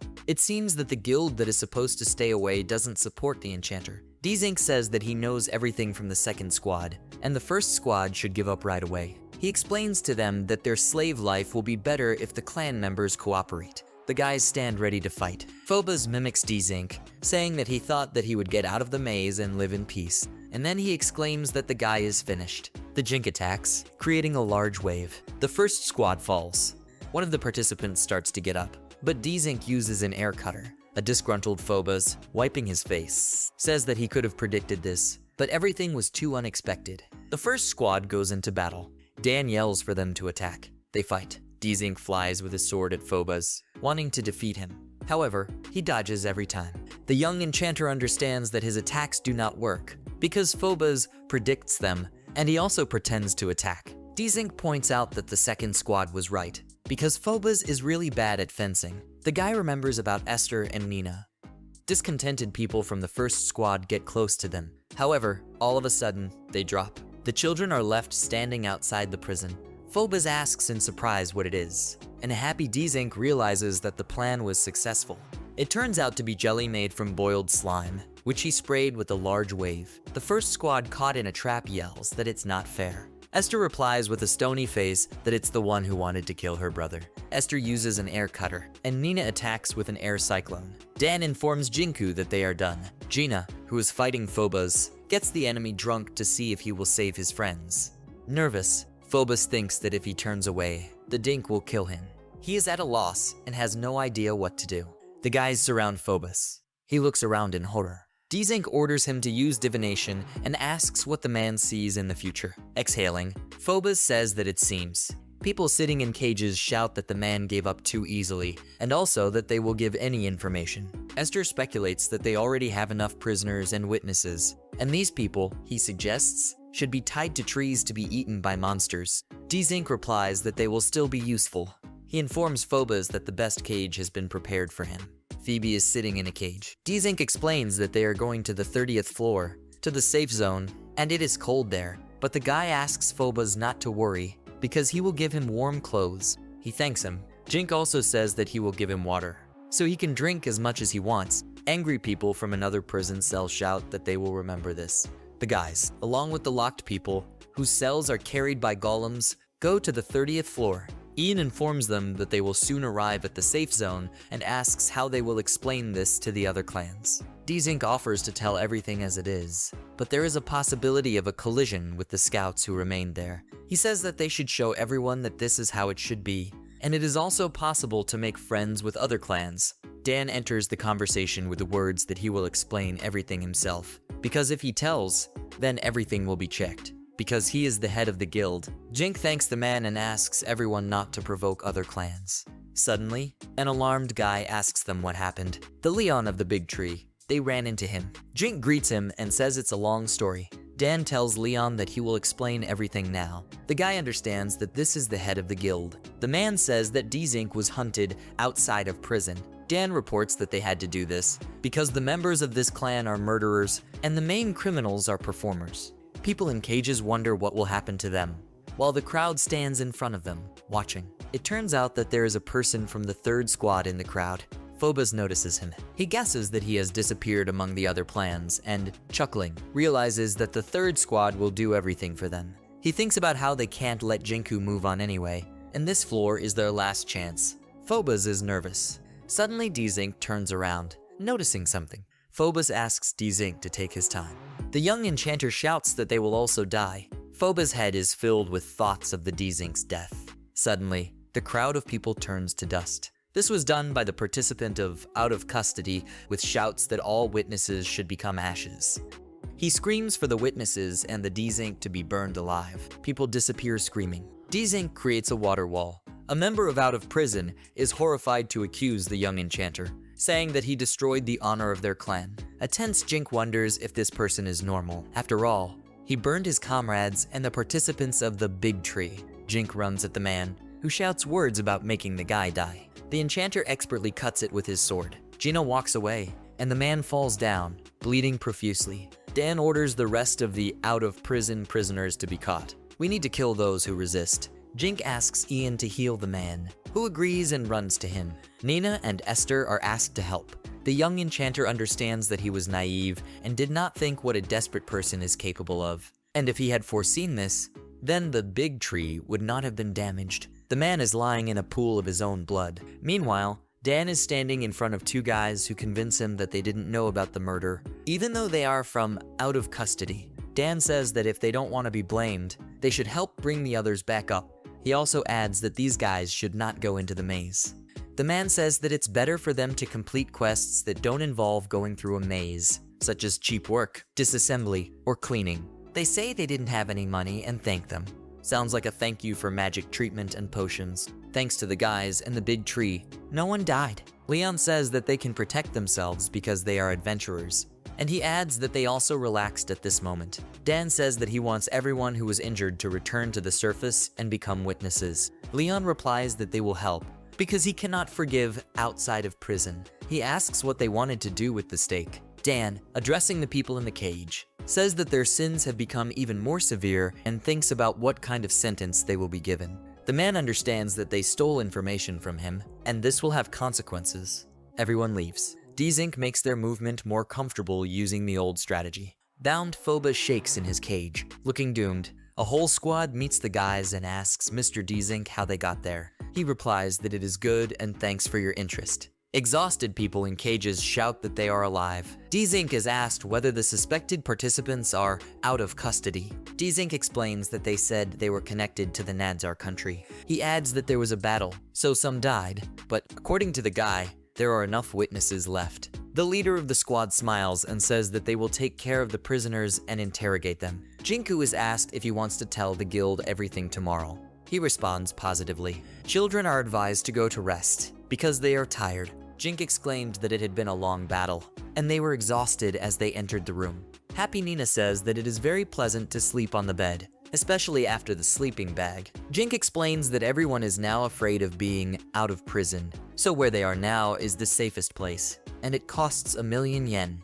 Young says that the country paid for their accommodation, so they have the opportunity to stay for a month. Jink exclaims that he doesn't mind. A frustrated Esther says that they didn't know they were going to be attacked. And also, if you remember the truth serum, it turns out very uncomfortable. As a result, the guys decide to sleep, because they still have things to do. A bespectacled man greets Dzink, saying that he is responsible for this case, and his name is Daniel Fonka. Jink is surprised to think that this man used to be a chancellor, so he is a very important person. The guy squeezes out a reply saying that it's nice to meet you, too. Dan asks the guy to leave the formalities, because Daniel is friendly. The former chancellor, stammering, asks Dzink not to worry about anything. The tense Jink thinks that Dan is too calm and even rude. Daniel Fonk explains that they are from the same ducal family of Fonk. Dan says that he is the son of a concubine, so he didn't have any money for school. He just swung his sword in the field. Daniel says that as a child, he learned management and ran the house of Dan's parents. He adds that he was the link. Daniel begins by saying that when Dan was born, he was always like this. He was naughty. But the Fonka family saw him as a talent, so they wanted to make him a vassal. However, the boy resisted, and at the age of 12 went missing. He became an adventurer in Hamel and also started running a business. Daniel informs Dan that he may be fired from the guild, so he offers to give up and return to them, especially since there are several positions that can be given to him. It is forbidden to say that the option is good, but it will be of little use there, so it refuses. Daniel says he won't give up. Dzink understands that Duke Fonka wants Dar back. Dan and Daniel decide to stop talking about them because they came to talk to Jink. Daniel reports that all the evidence proving the connection between out of custody and the Nadzar country has been submitted to the court. He asks what they would like to do with the participants. Jink replies that they can be eliminated so that there is no possibility of revenge. Dan says that after being tortured and interrogated, the clan's property was confiscated. He offers to sell everything and give this money to the big tree. Daniel says they will then be formally sentenced in the state court. Jink asks him how Marquis Putinil is doing, and if he is still looking for information about them. Daniel just doesn't have to worry, because he was already captured. He wanted to take the Jink servants hostage, for which he was taken under arrest. He says that as soon as he got a few fingernails torn off, he immediately told all the secrets of Rosalt and other aristocrats. Daniel says that unlike out of prison, he did not know anything worthwhile, and his fate will be decided after the punishment. He goes on to say that in the long years of Nadzar's aggression, Dzink's abduction plan, and Rosalt's espionage activities, the country has not been noticed. King Kola decided to attack Nadzar and Rosalt. Dan and Dzink are extremely surprised. Dzink thinks about this attack. Daniel explains that this was done for show, and that Muddle's corpse was sent to Rosalt. To win, they need to use the largest city of the stake, Hamel. He continues, saying that it will also be urgent to find a new head of the guild, because Dan will be removed from his post. Mr. Dzink receives a question about how he feels. Daniel approaches Jinku, apologizing for the delay. The man says that in the presence of Dan, it was impossible to talk. He says that he had previously told him to go to Fonk's house, which is difficult for Dan, although he doesn't show it yet. The reason for this is that he is expelled from the guild, and loses his qualification as an adventurer of rank A. Daniel explains that if Dan is not given a similar post, then bad people can mock him. He concludes that not only was Dan's information stolen, but many of Hamel's most influential people were affected. The man asks if something can be done about it. Dzink agrees and says that Dan is good. There is no point in getting rid of him. The guy shouts that he thought of something. Daniel is going to listen to the idea. Dzink boldly declares that he will create a clan. The man asks the enchanter in surprise whether he will create a clan. He responds positively and explains that he will make Dan a member of the lower level. This will be a kind of punishment. Dzink says that it is also possible to request an amnesty from His Majesty, and they can also apply for a reduced sentence. Daniel says that he understood and will also sign the petition, because if their names are mentioned, the effect will be greater. The young enchanter promises to tell the man the result in a few days. He agrees. A few days later, a disgruntled Dan approaches Jinku and tells him that he is an ordinary adventurer and will be happy to work in Mr. Jinku's clan. Jink shouts in fright, asking him not to go that far. Daniel laughs. He explains that thanks to the petition, Dan easily pleaded guilty and is released from punishment, and is also forced to join the clan for 5 years. Daniel points out that the guild didn't want to let a person like Dan go either. Yes, he explains that in order to mitigate the damage, he was fired out of personal desire. Jink understands that now there should be a new head of the guild. Mona appears, responding positively. She says that Kami will be the interim head until a replacement is found. It turns out that this girl is the wife of Alpha, a famous adventurer. Dan, with an indifferent face, thanks Jink for doing so much for him. The guy notices that the embarrassed Dan doesn't look cute. The enchanter asks if there is anything he would like to do, and also notes that the clan must have a name. Dan agrees to help him with this. Jink asks to hold the maids to the level of the capital in strength. They do not mind. The girls need someone to manage them. He continues by saying that if you give them enchanted items and go to the slime dungeon with them, everything will work out. Dan asks if this is where Jink got a lot of magic stones, and then agrees to help. In this way, the Dzink creates a clan. He decides to buy a sellable mansion in Hamel to use as a clan home. Of course, he had arranged for a discount because the aristocrat selling the house was also related to out of prison. Thus, it was possible to buy a mansion cheap. Dan says resignedly that he immediately wanted a discount. He replies that he is also running out of money because he spends it to help someone. Daniel informs that it remains to solve the case with out of custody. He asks Dzink and Dan to be present in court. The trial is underway. Although this is an initial hearing, the result is obvious. However, Dzink decides to give his word to give evidence. The guy begins to talk about how on the tropical floor of the maze, during the search, he accidentally overheard the participants of Out of Prison talking about the plan to kill him. He intentionally starts crying, saying that he was afraid that the more experienced adventurers decided to kill him. Dan, Daniel, Nina, Jan, and Esther are all present at the trial and are very embarrassed by Jinka, who is playing too hard. The court reports that all the suspects are described as ruthless people, and due to years of attacks on the Coal Kingdom, they have made a decision. The court announces the sentence, which consists of flogging 1,000 times with the use of healing magic. People will get tattoos on their faces and hands denoting serious crimes. And the court also reports that they should be sentenced to hard labor for life, as slaves of criminals. Dzink noticed a guy. Everyone is happy, shouting that it serves them right. He angrily wants to suffer out of prison for the rest of his life. The young enchanter asks Dan who it is. He replies that this is the master of the messenger clan. Dink knows it's Howard. Jink understands that this guy's strongest point is the spear. Its attack radius is greater than that of the Jinka sword. Even if it uses magic, it will still lose. The guy understands that the spearman is a formidable opponent for him, just like Esther. But still, Dzink notes that he is not going to fight him, so you cannot worry. Howard shouts for sake. He explains that tears outside of confinement will be a snack. He remembers something. The guy approaches the members of the clan and asks if they have thought about their behavior. He says that all the information was extracted from them. Everyone is sitting guiltily. Howard puts his hand on one of the contestants, and I'm sorry I had to do that. He adds that it is also unpleasant for him to hurt others. The guy says that if they pay him twice as much this month, he will forgive them. The clan member happily agrees and thanks Howard. Dink asks Dan if Howard came here on purpose. He replies that he is, and explains that this guy just wants to show his strength to others. Dan goes on to explain that the messenger is in an advantageous position because of him, and there are no clan members who complain about him. Dan says it's his turn. He says that he was ashamed to be in the guild, so he had to finish his days as the head of the guild. The man asks the head of the clan to accept him. Dzink notes that these are not heavy punishments, so they will not throw stones and garbage at him.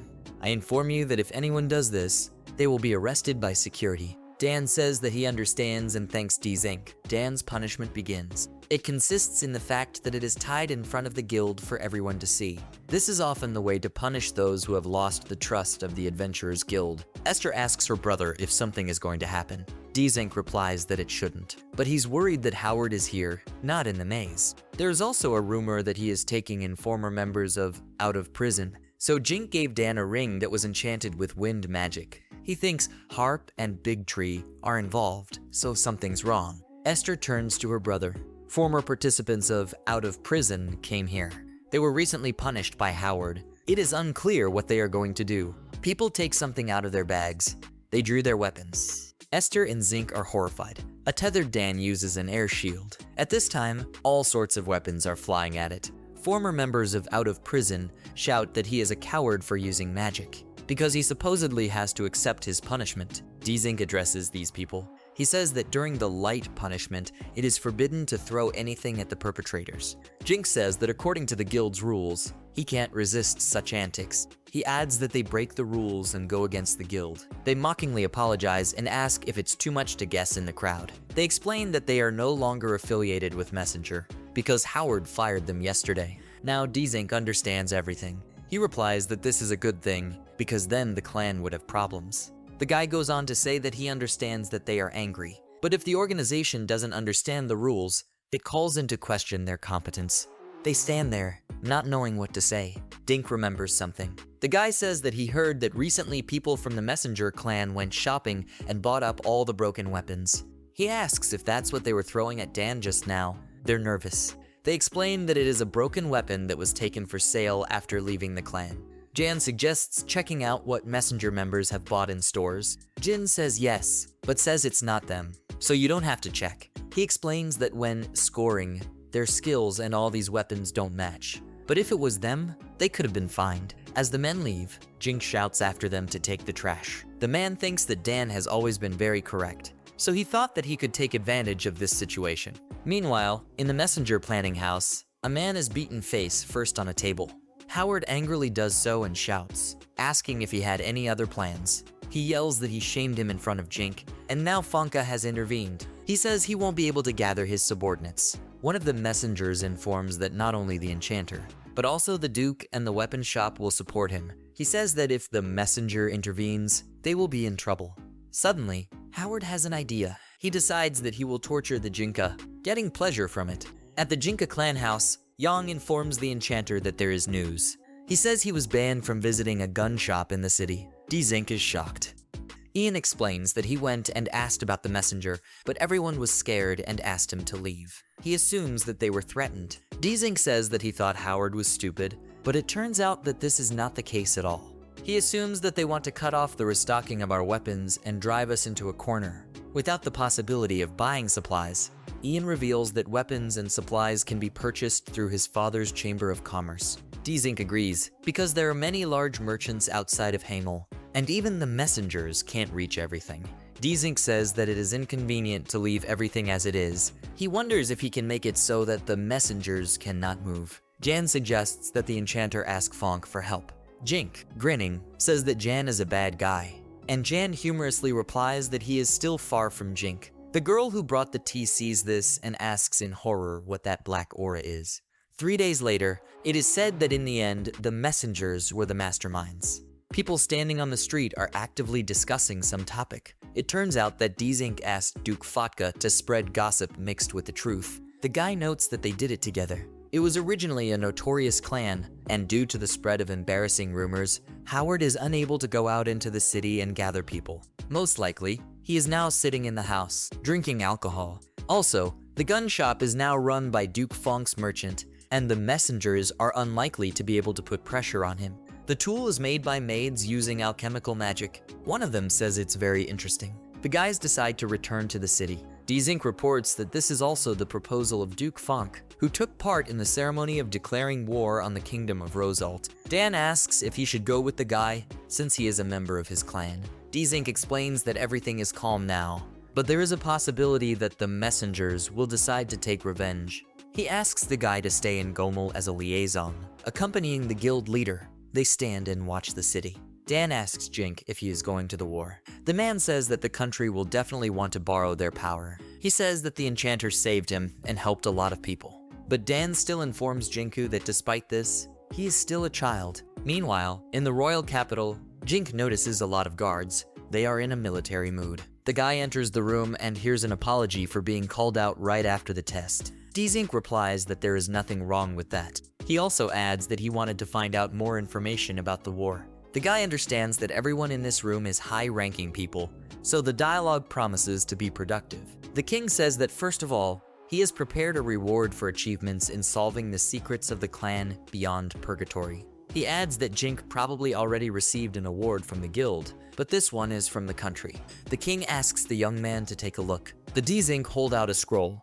He reads what is written on this paper and is surprised. It says that he can grant the status of commoners to his slaves Jan and Nina, and there is also an option to switch from a slave contract to a subordinate contract. Jink understands that this is what was expected of Duke Fonk. He did what the young man asked. The enchanter thinks that Ian and Nina have suffered enough. He hoped to restore them to commoner status one day. He decides to cancel the subjugating magic when he returns. Dzink thanks the king. The guy thinks that he would like to ask the same thing for Elsa and the Aesthete. However, the situation in Rosalta is not stable. Therefore, it is safer for them to remain slaves now, because this is how they are looked after. As for the situation in neighboring countries, Rosal and Nazar, whose alliance has collapsed, start a war. Kal is concentrating his forces in 2 cities bordering the kingdom of Rosalt, including Kartha. Once they declare war, they will be ready to attack. The border in the apartment is divided by a river. The question is received whether everything is in order with people. Daniel says that they are heavily barricaded along the river, and the Rosalt kingdom is waiting for a battle with surveillance, so there won't be a big battle there. He adds that the kingdom of Kal only accepts adventurers and children who have escaped from Rosalt. Daniel explains that Nadzar will now take over a third of Rosalt's territory. He says that it is a mistake to think that Nazar has an advantage, because they also have problems. When asked what he is talking about, the man goes on to explain that Nazar's army was not prepared for the climate of Rosalt, and a plague breaks out in their army. Their potion consumption is higher than expected, and there are no new supplies. Dzink understands that the difference between rich and poor in Rosalt is so great that in some places it is completely unsanitary. The king says this situation is lucky for the stake. He gravely reports that Rosalt has already been defeated, and Nazar's army there is depleted by the plague. The king enthusiastically declares that an army from the country will head there and destroy them both at once. He says there is one problem. so he needs Jink to do him a favor. An explanation follows, stating that they have prepared a lot of potions and drinking water to fight the plague in Rosalta. However, they run out of magic bags to carry them. Daniel says that's why he wants him to mass produce magic bags, and if the guy agrees, they will buy them at a high price. Dzink replies that it is quite possible. However, he is surprised to ask that if they need magic bags to transport potions, then why bring water when it can be created using water magic? The enchanter says that even ordinary soldiers have enough mana to do this. The king replies that they don't need to carry water in their bags, but in war, during battles, the mana reserve plays a big role. So even a small amount of mana can save a soldier's life. He adds that he will not object to accessories that allow you to create water. Dzink agrees, but says that he will set a condition. The king asks again. The young man explains that the only people who really want to use accessories are adventurers and merchants from the Maze City. He goes on to say that this is not a country that has a monopoly on this. As a result, the enchanter makes a condition that as soon as the war is over, the country will sell half of what he does to the people. The king agrees with the words that he will take responsibility and do it. Jink thanks him. Daniel offers to end the conversation about the invasion of Rosalt and starts talking about Nazar. He reports that there is a family of necromancers, Bernhard. It is a family with a long and distinguished history, closely related to the Nazar family. She is feared as the trump card of this kingdom. There are about 100 people in the Bernhard family who have necromancy abilities. Therefore, they have as many children as possible and raise only those who have the talent of necromancy. Daniel says that they currently have 8 combat-ready necromancers, of which you can dilute the number. The king thoughtfully says that their army won't be able to ignore the death toll. Fighting necromancers is problematic as long as there are corpses, whether rotten corpses or skeletons. They can be manipulated with the same power as when alive, but they don't use magic. Dzink understands that the only way is to burn, crush the pipes, or kill the necromancer himself, but instead of one corpse, another will come, so you will have to fight again with a strong corpse. Daniel explains that if they are patient for a while, the only saving grace is that he can run out of mana. The king asks Jink what he thinks about this. The guy replies that he would avoid a direct encounter with the Bernhards by temporarily instilling fear in the enemy soldiers by using fire and wind magic. He suggests that it is possible to destroy the enemy's military supplies and food by burning and sudden night attacks. Daniel notes that a certain amount of wear and tear should thoroughly undermine the morale of the entire Nazar army. King says that this is a realistic and good idea and suggests that it should be included in their strategy. Then, apologizing, he asks Jink to immediately start making accessories. Dzink agrees. After making more than 1,000 pieces, the guy stretches out of fatigue. His name is... Nina informs us that Alexander from Tears of the Dragon is here. They're all coming together. Gina thinks about how Dragon's Tears seems to have been working in the royal capital ever since they came here. Alex greets Jink, noting that he has grown a little taller. The enchanter asks a question about what happened. Alex exclaims that he has heard that Jink is forming a clan and asks the guy to take them. He says he is grateful for the past. Jink happily thinks about how he wanted to increase the number of participants and exclaims that Alex and the others would be very welcome. However, the guy says that there is a possibility that people who are trying to use it will reach out to them. So Jink wants to magically make a contract. Alex replies that he doesn't mind this condition, because given their situation, it's only natural.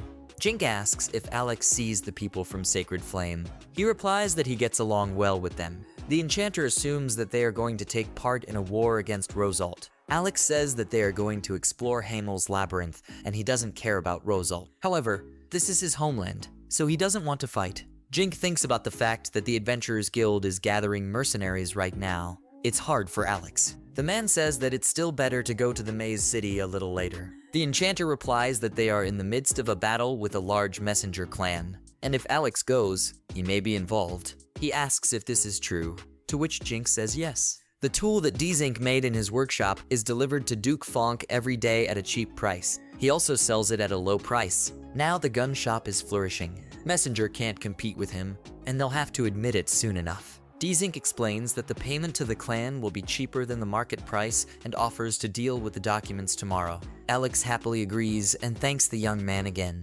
A few days later, in Cole Castle, where the execution will take place, it is said that people tried to kidnap the enchanter, Lord Jink, who settled in their country, and they also illegally invaded their country. Some say that Rosalt's actions are unforgivable. The king exclaims that the invasion of the Nezar kingdom's spies under the guise of out of prison is a crime. The man groans, and the king says that the kingdom is a stake, and then falls silent. This man is beheaded. The head of the kingdom ends the sentence by saying that they are declaring war on Nezar and Rosalt. Thus begins the war caused by the existence of the Dzank. The invasion of the three Gordos bordering Rosalt began immediately. Commander Kola Brando, who took care of the enchanter, Rosalt's army, occupied by Rosalt, quickly surrendered, and the city of Korda was completely captured by Count Brado. At Brando's mansion, Chris greets Jink. He is surprised to ask how he is doing. Two identical guys are standing in front of Jink. The name of one is Roy Hughes, and the other is Lewis Hughes. Roy says hello to the guy, and Lou says that he hasn't seen Jink since they met at school. These guys are twin brothers from the Hughes Knight family and classmates in the Magi department. Dean asks if they received any special damage from the Marquis. There is a positive response, but the young man says that he is fine. The brothers report that thanks to the Jinka's advice to His Majesty, they were able to gain protection. The enchanter asks why they are here. Lewis explains that he is going to use this war as an opportunity to think about his future career and serve with dignity. He continues by saying that he and Chris plan to join the Count's army. Chris asks Jink if he wants to hear about his father's army and information about Karth. The charmer responds positively, however, adding that he would like to ask the guy about one thing, but for now he asks to tell. Chris begins his story by saying that his father has confiscated the weapons and property of the people of Rosalt, and the nobles and dignitaries will be sentenced to public execution as soon as they are caught. The young man says that ordinary citizens were enslaved and turned into servants and slaves by the Kola aristocracy, who plan to move after the occupation. One of the brothers adds that despite this, the children will go to school and return to the status of commoners when they grow up. Jink replies that if they make everyone a slave for the rest of their lives, their productivity will drop. He explains that after the war ends, they will go to Ruda, the capital of the kingdom, with the army of the people's aristocracy, and after the capital is captured, they plan to destroy the soldiers of Rosalt and Nezar. Chris notices that he is going to take part in this sweep. He says he feels like he's only on the front lines when he can make a difference, and soldiers fighting on the front lines must be annoyed. Jink replies that it can't be helped. He tells Chris that he is the heir. He asks what the enchanter wanted to ask. Esther, standing in front of Dzank, asks about the battlefield. Dzank explains that after Esther becomes a commoner, she will join the Count's army with Chris. The enchanter asks his brother to join the battle against Nezar. The boy stands in tears.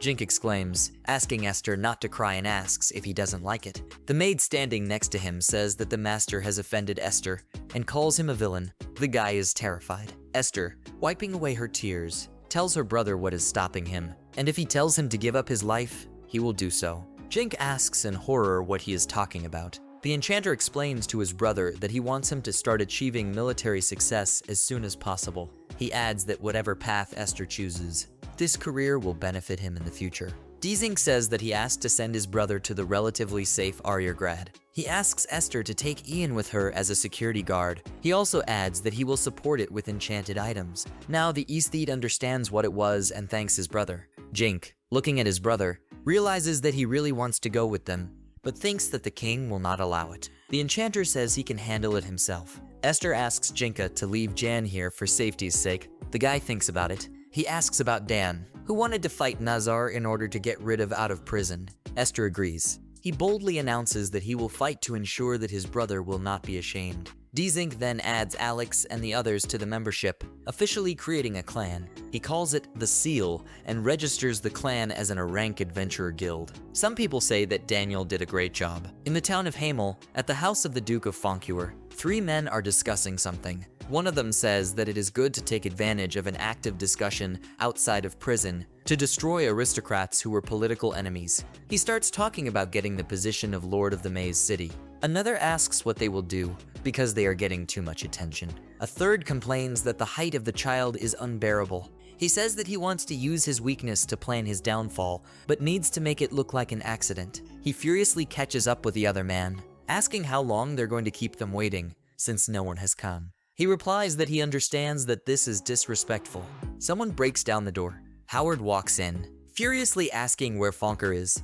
The men ask in horror what he is doing and ask to be taken out of here. He says that, unfortunately, no one will come to help. Howard orders a man to tell him where Fonker is, and if he hides the information, he will kill him. The messenger adds that it will do this even if it doesn't hide it. Dzink exclaims in surprise, realizing that Fonker's house has been attacked by a messenger.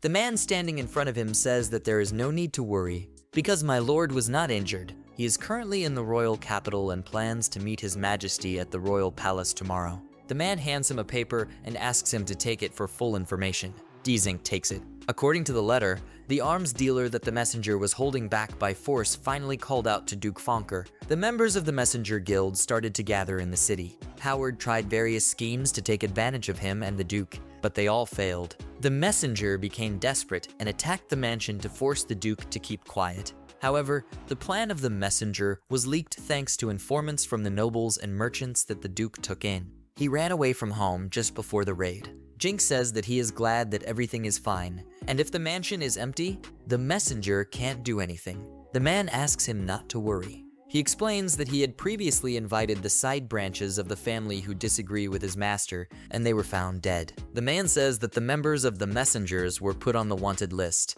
and the day after tomorrow they will be sent to Hamel. Dzink realizes that Duke Fonker is a terrifying man. He understands that he probably expected the messenger to attack sooner or later, and using them, he removed the side branches of the family that were against him, and he did everything with someone else's hands. The guy understands that it is impossible for him to be his enemy. The man asks Jinka if it is convenient for him to come to the royal palace tomorrow, because the master wants it. The young man responds positively, and asks to convey greetings to the Duke. The bottle breaks. Howard did it, and people are standing around him, watching in horror. His head is filled with thoughts of Fonker setting him up. He realizes that it looks like they've been stripped of their adventure status, and at this rate, only hell awaits them. A lot of questions flash through his mind about running somewhere, because he can't stay in this country, but where is unknown. Howard asks the boys to get ready. He informs them that they are going to the Yamato Kingdom. People ask again with horror. They say that they can be caught at the border. Howard explains that Hamel's maze is connected to the Yamato maze on the 67th floor. The Yamato Kingdom is adjacent to Kal, but its appearance is unique. Its cultural form is very similar to Old Japan, in which people are dressed in Japanese clothing and live in wooden buildings. One of Howard's men is surprised to say that he didn't know the maze was connected to Yamato. He replies that Yamato is an ally of Kal, but they say that they don't like stowaways there. He reports that the maze is difficult to pass through, but if they can break through it, they can escape. Everyone starts running, saying that this is a good idea, and you need to hurry up and buy some food and equipment. Howard understands that he didn't want to give this kind of information, but he can't die right now. Inside the maze are Chris, Louis, and Roy. Dan and Elsa praise them, saying that they did a good job and cleaned up everything. Jink thanks Dan for the support of the maids. He replies that with so many people, the slime room is a small problem. Dzink shouts that the guys have become stronger, but not enough, and before departure 1 week, he says that he will train them to the limit. They enthusiastically agree. This maze-based leveling game focuses on Chris, Louis, and Roy heading to the battlefield. At the Adventurers Guild in Hamel, Dan informs them that they are finally leaving tomorrow, and Jink confirms this and asks to keep an eye on Esther.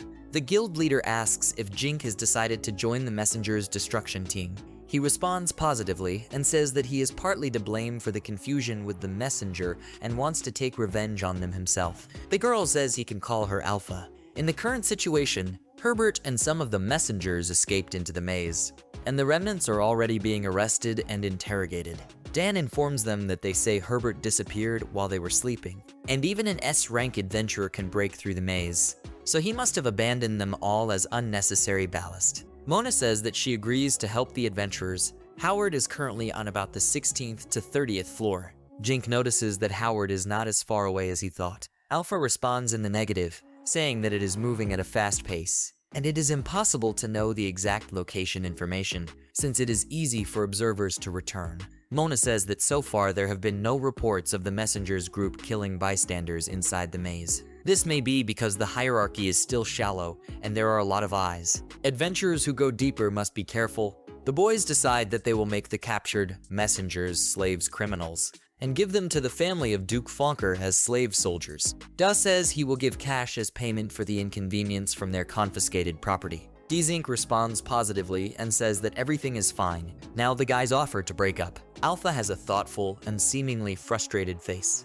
Jink calls for Miss Mona. She asks him what happened. I was already wondering why Alf had such a scowl on his face. Mona explains that Dan has been busy lately, and it seems that the time they spent together has drastically decreased. She also adds that they will not be able to see each other for a while, because from tomorrow he will be sent to the battlefield. Jink understands that this is entirely his fault. The enchanter thinks that he is indebted to Dan for supporting the maids and protecting Esther. Jink runs after the Alpha and calls out to her. She stops and asks what happened. The young man says that he told him about Dan. He adds that he regrets sending him there because of his own selfishness.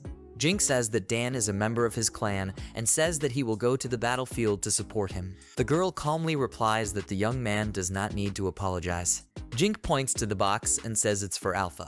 They ask in surprise what it is. The young man explains that this is what Esther pulled out of her parents' house. She opens the box and immediately closes it, looking shocked. Dzink asks about how she feels. The Alpha thanks him and tells him that he will use it tonight, saying goodbye to his friends. Dzink asks Esther to be careful and informs him that if it becomes difficult, he can return home at any time. The enchanter also wishes good luck to Chris, Lewis, and Roy. Esther, who seems to have a fighting spirit, declares that he will show great things worthy of his brother's name. Dan hits Dzink on the head. He, justifying himself, says that he was just trying to save the couple from a crisis. Dan angrily asks why the young man gave his wife an aphrodisiac, and indignantly reports that because of this, he did not get enough sleep and his back hurts. The man claims that this is unnecessary help.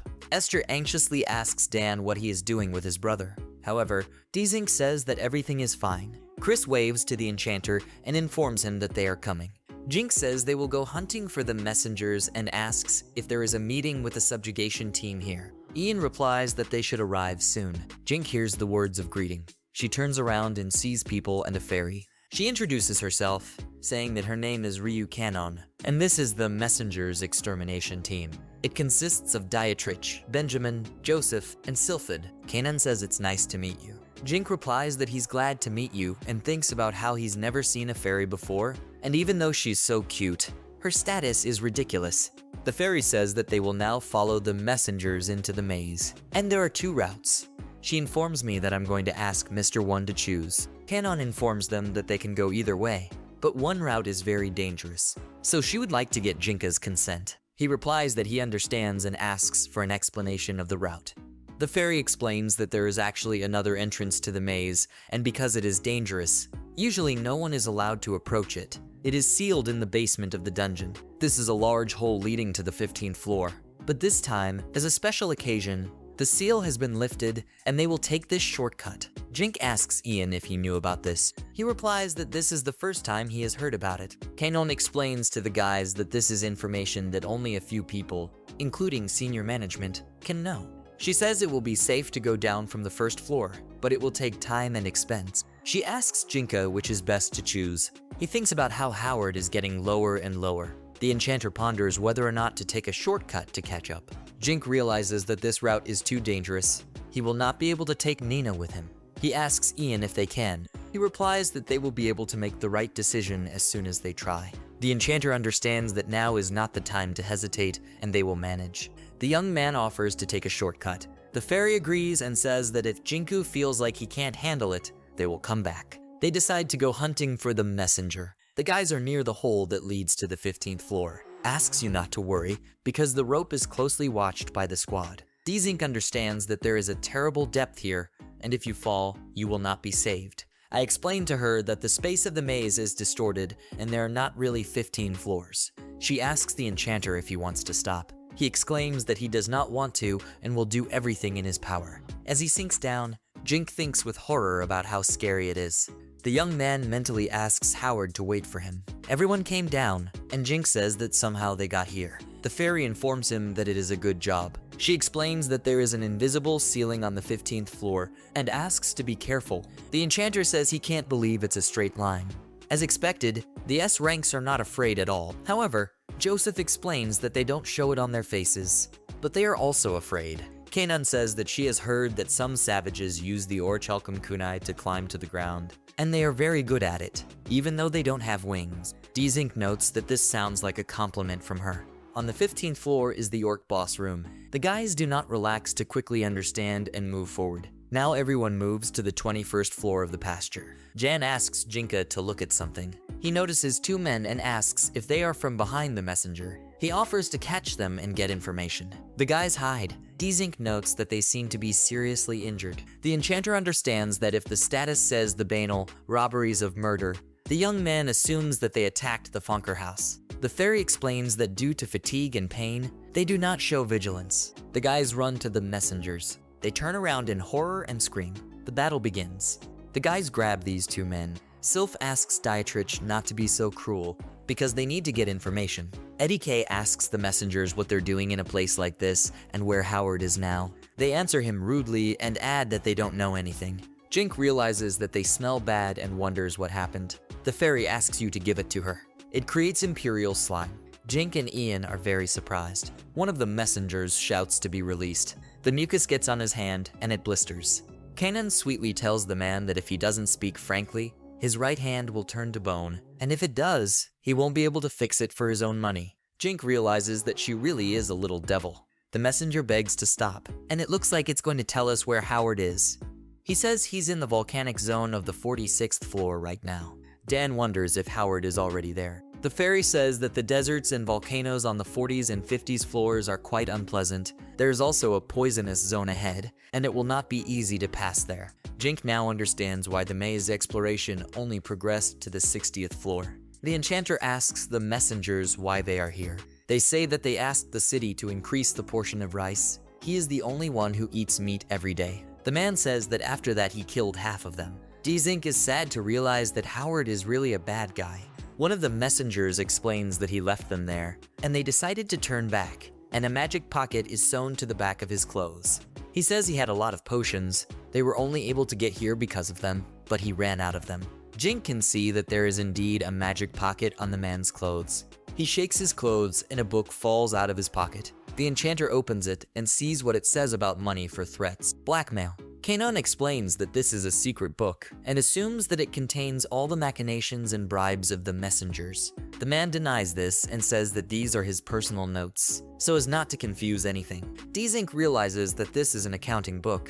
Now he has a good souvenir for Duke Fonker. The guys are asked to wait here for a while, join the rest of the squad, hand over the men, and continue the pursuit. The messengers exchange glances, and one of them asks the other what will happen to them.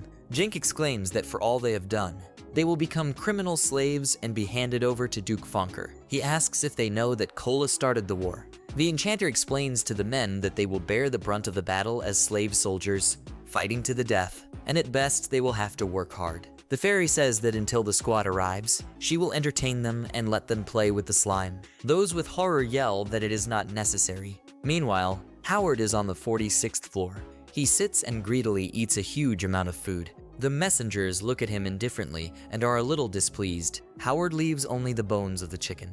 He finally reports that he's had enough. One of his men informs him that they will soon run out of food. Howard asks again. He explains that right now, they can't contact anyone, and they don't have a supply team. One of the messengers watches with annoyance and thinks that Howard needs to eat less. He says he can't do anything about it. It's a little dangerous, but they will hunt for a subspecies of the acrocant. He gets questions about whether they were on the 30th floor. Howard says yes, and says it's hard to tell them apart from the ones on the 30th floor. He explains that the cubs drop magic stones, and the boss is very likely to drop a lot of meat. Howard says it will take 7 days to get through the volcano, and they can't starve to death. Tired people look at him, and he's threatening to ask if it's a good idea. Howard shouts that they must move forward and can't turn back anymore. He adds that no matter what they do, they will get to Yamato. He exclaims that they are messengers, the strongest, and orders to raise morale. People agree. Howard turns around. He understands that the pace has dropped sharply from the 40th floor. Sand and volcanoes are a difficult environment. However, the same applies to the kill command. Howard thinks about the fact that Jink can be part of the extermination team, and the journey that would take dozens of days for ordinary adventurers, he can complete in a few days thanks to the enchantment. The man thinks that if he goes down to the 15th floor by a shortcut, then he is already very close. After Jink and the boys left the previous area, they resumed tracking at full speed, focusing all their thoughts on catching Howard. The guys find themselves on a floor with volcanoes. They see traces of a campfire. Jan says that there was a camp here, and Jink suggests that it was left by messengers. Unless, of course, there are other adventurers here. He touches a stick from the fire and says it's a little warm. The fairy happily reports that after the desolate area, she has hardly seen any other adventurers, so this belongs to the messengers. Jink agrees and says we need to take a breather. Dietrich says that he is glad that Dzink joined them, because otherwise they would not have been able to get here. The Sliff happily notes that they can even take a bath, and the meaning of exploring the maze seems to have completely changed. Kanon seriously asks the guys to concentrate. She says that there are more than just messengers here. There are also strong Akrokants that are extremely annoying. One of the messengers exclaims in surprise that this is the boss lair. Howard says if they take it seriously, they'll do something about it. The messenger asks the man what he means. Howard replies that he wants to make him angry. He adds that he wants to destroy it immediately. Howard explains that the Akrokanator is much stronger, and unlike the original, it even spits fireballs. The man orders to use everything when he gives the signal. He states that you need to break it with a massive attack. Suddenly, someone calls Howard's name. This is a dink. He orders me to raise my hands above my head. Howard says he didn't expect him to catch up with them. He adds that it was stupid of the young enchanter. Howard yells that Dzink is going to die here. He claims that he will feed the young man to the lizards. The man orders the messengers to attack Dzink and the others. Kanan suggests that you finish everything as quickly as possible. A battle is taking place. Dzink runs towards Howard. He screams for the boy to die.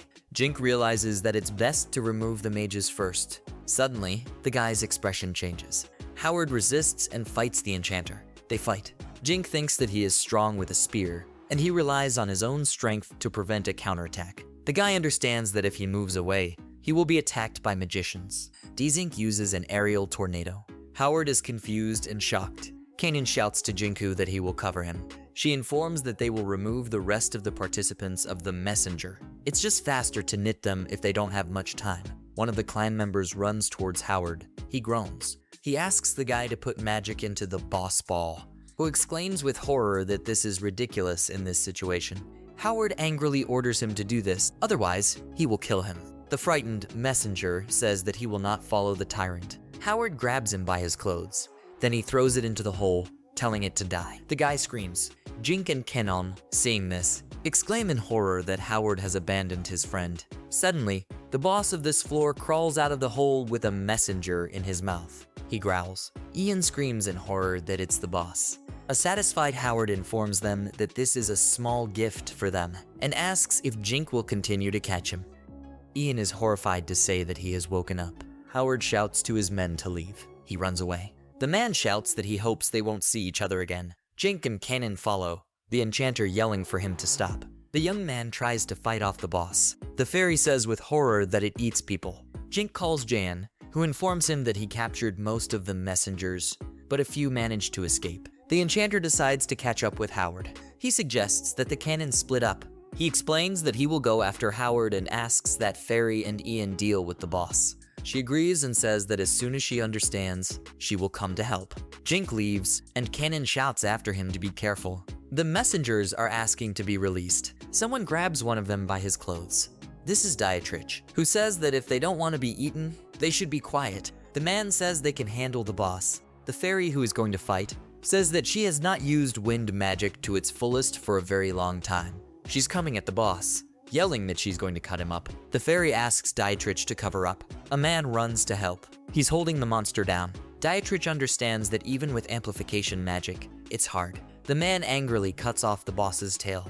The guys are fighting a monster. The messengers are sitting tied up. Someone admires the guys, and someone says that he is unlikely to be able to escape. One of the members of this clan turns around. He sees the paws. Several more monsters surrounded the messengers. The sylph comes to the rescue, who, after killing the monster, says that they are very vile and annoy him. He explains that Howard wanted to make sure he could get away with it, so he woke up the boss by using his friend to do it. The man informs the messengers that they are worthless to Howard. In a boss fight, Ian uses an air slash. Once in the lava pond, the monster screams. Jan and Dietrich look at this in surprise. Another monster appears. The guys notice that it's even bigger. The monster releases a fireball from its mouth. It's flying straight at the guys. Jan calls Joseph. The canon says that they are at a disadvantage near the lava, and it is worth retreating and luring out the monster. The guys leave. The monsters follow them. Jan heals Joseph. Benjamin points out that if you don't separate the two monsters, they won't be able to win. The fairy advises you to focus your attacks on the weaker one, attracting and pulling it towards you. The guys decide to counterattack. They do it. Meanwhile, Howard runs away. He says Jink is still following him. The man thinks that he has been running a lot and is suffocating. Howard orders the messengers to stop him. However, they do not succeed. Dzink easily handles them. He cuts open one of them's arm. Then he grabs it and throws it away. The enchanter informs him that he is the only one left. A disgruntled Howard watches on. Dzink tells him that he uses his men as tools and throws them away to protect himself. The young man adds that he does not say this out of a sense of justice. He says he can't forgive someone like Howard. Jink, with anger in his eyes, tells him that he reminds him of his boss. Howard stands there in disbelief. He says he doesn't understand. The enchanter uses the orb, and Howard ends his sentence by saying that he doesn't understand why the enchanter is saying this. The man asks Dzink where he is aiming. A white flash appears, blinding Howard. He sees that steam has appeared and tries to figure out where Jink is. The man hits one spot, exclaiming that the young man is there. However, it doesn't appear to be there. In fact, Jink is standing behind him and saying the words that it's all over. The enchanter uses a water cyclone. Howard falls. Kanan arrives and apologizes for being late. Jink notices that they seem to have made it. The fairy asks what it is, pointing to a frozen slide that looks like a person. The young man explains that this is earth magic, with which he immobilized Howard. With the last of his strength, Howard tells Dzink that everyone will be killed. Fairy creates imperial slime, and now Howard is lying in it. His hands begin to decompose. His entire body is also in the process, while the man screams in pain. Jink and Kanon are watching this. The young man asks if the fairy wants to kill him. She replies in the negative, explaining that she will marinate him in slime, making it impossible to fight. Kanon adds that he will melt Howard's skin, and then he will be defenseless. Dzink remembers that she is a little devil. The young man says that it is worth putting the rest of the golems in his prison. The fairy asks again and notes that this is a good name. Jink knows they've got it all sorted out. He wonders if Esther and Dan have already arrived in Rosalt. Esther and Dan are already at Brando's army headquarters.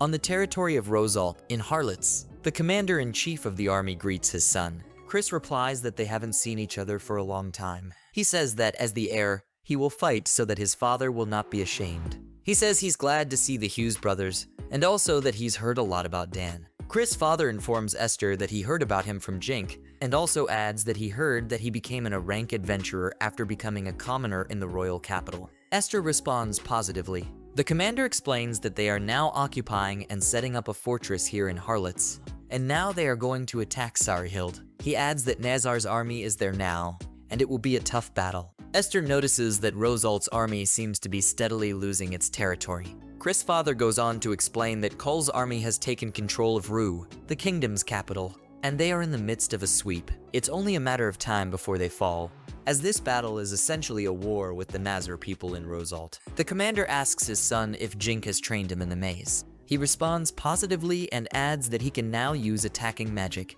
The Hughes brothers say that on the way here, they hunted monsters and trained their bodies.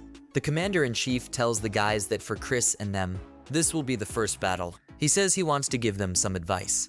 Chris's father says it's a war. He asks them not to think that the enemy soldiers are human. The man explains that the enemy is not a monster who does not understand words, but a living person with family and friends.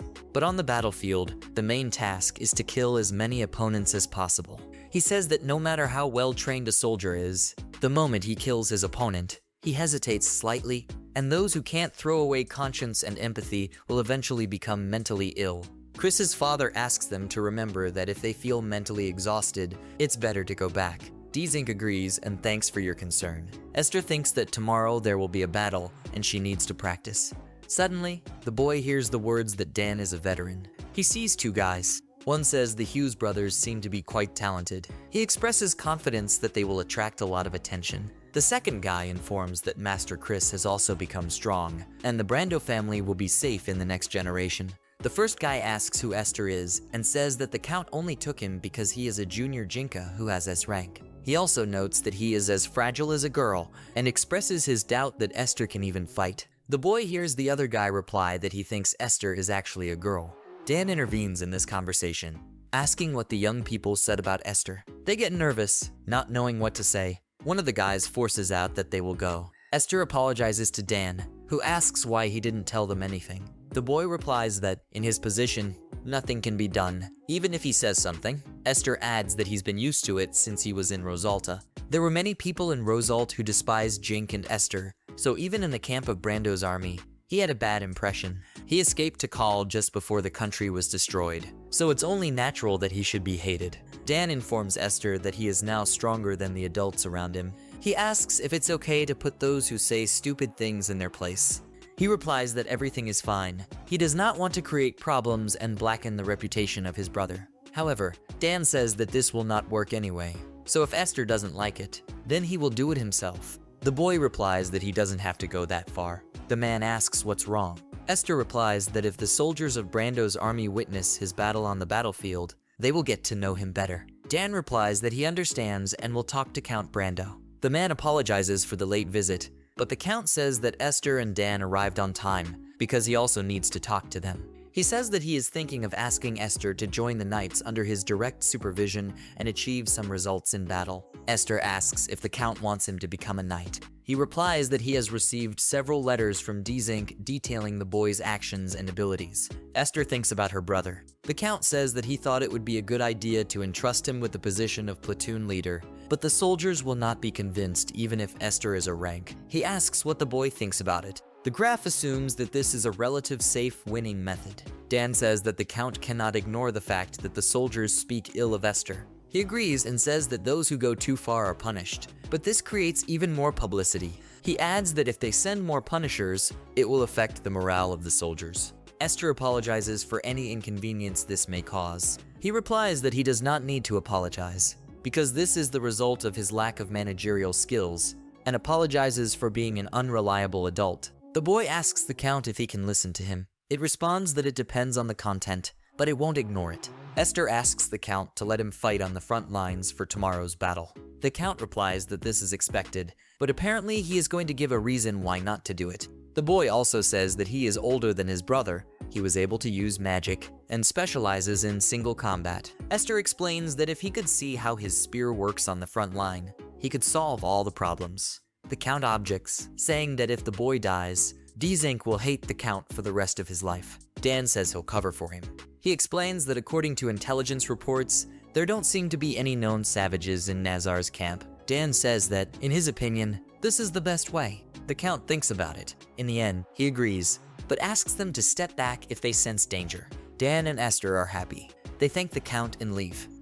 A few days before Esther joins the army, the slave soldiers of Rosalt's army fight. One of them is Gordon on land. He thinks about how it's been 6 months since he became a slave soldier.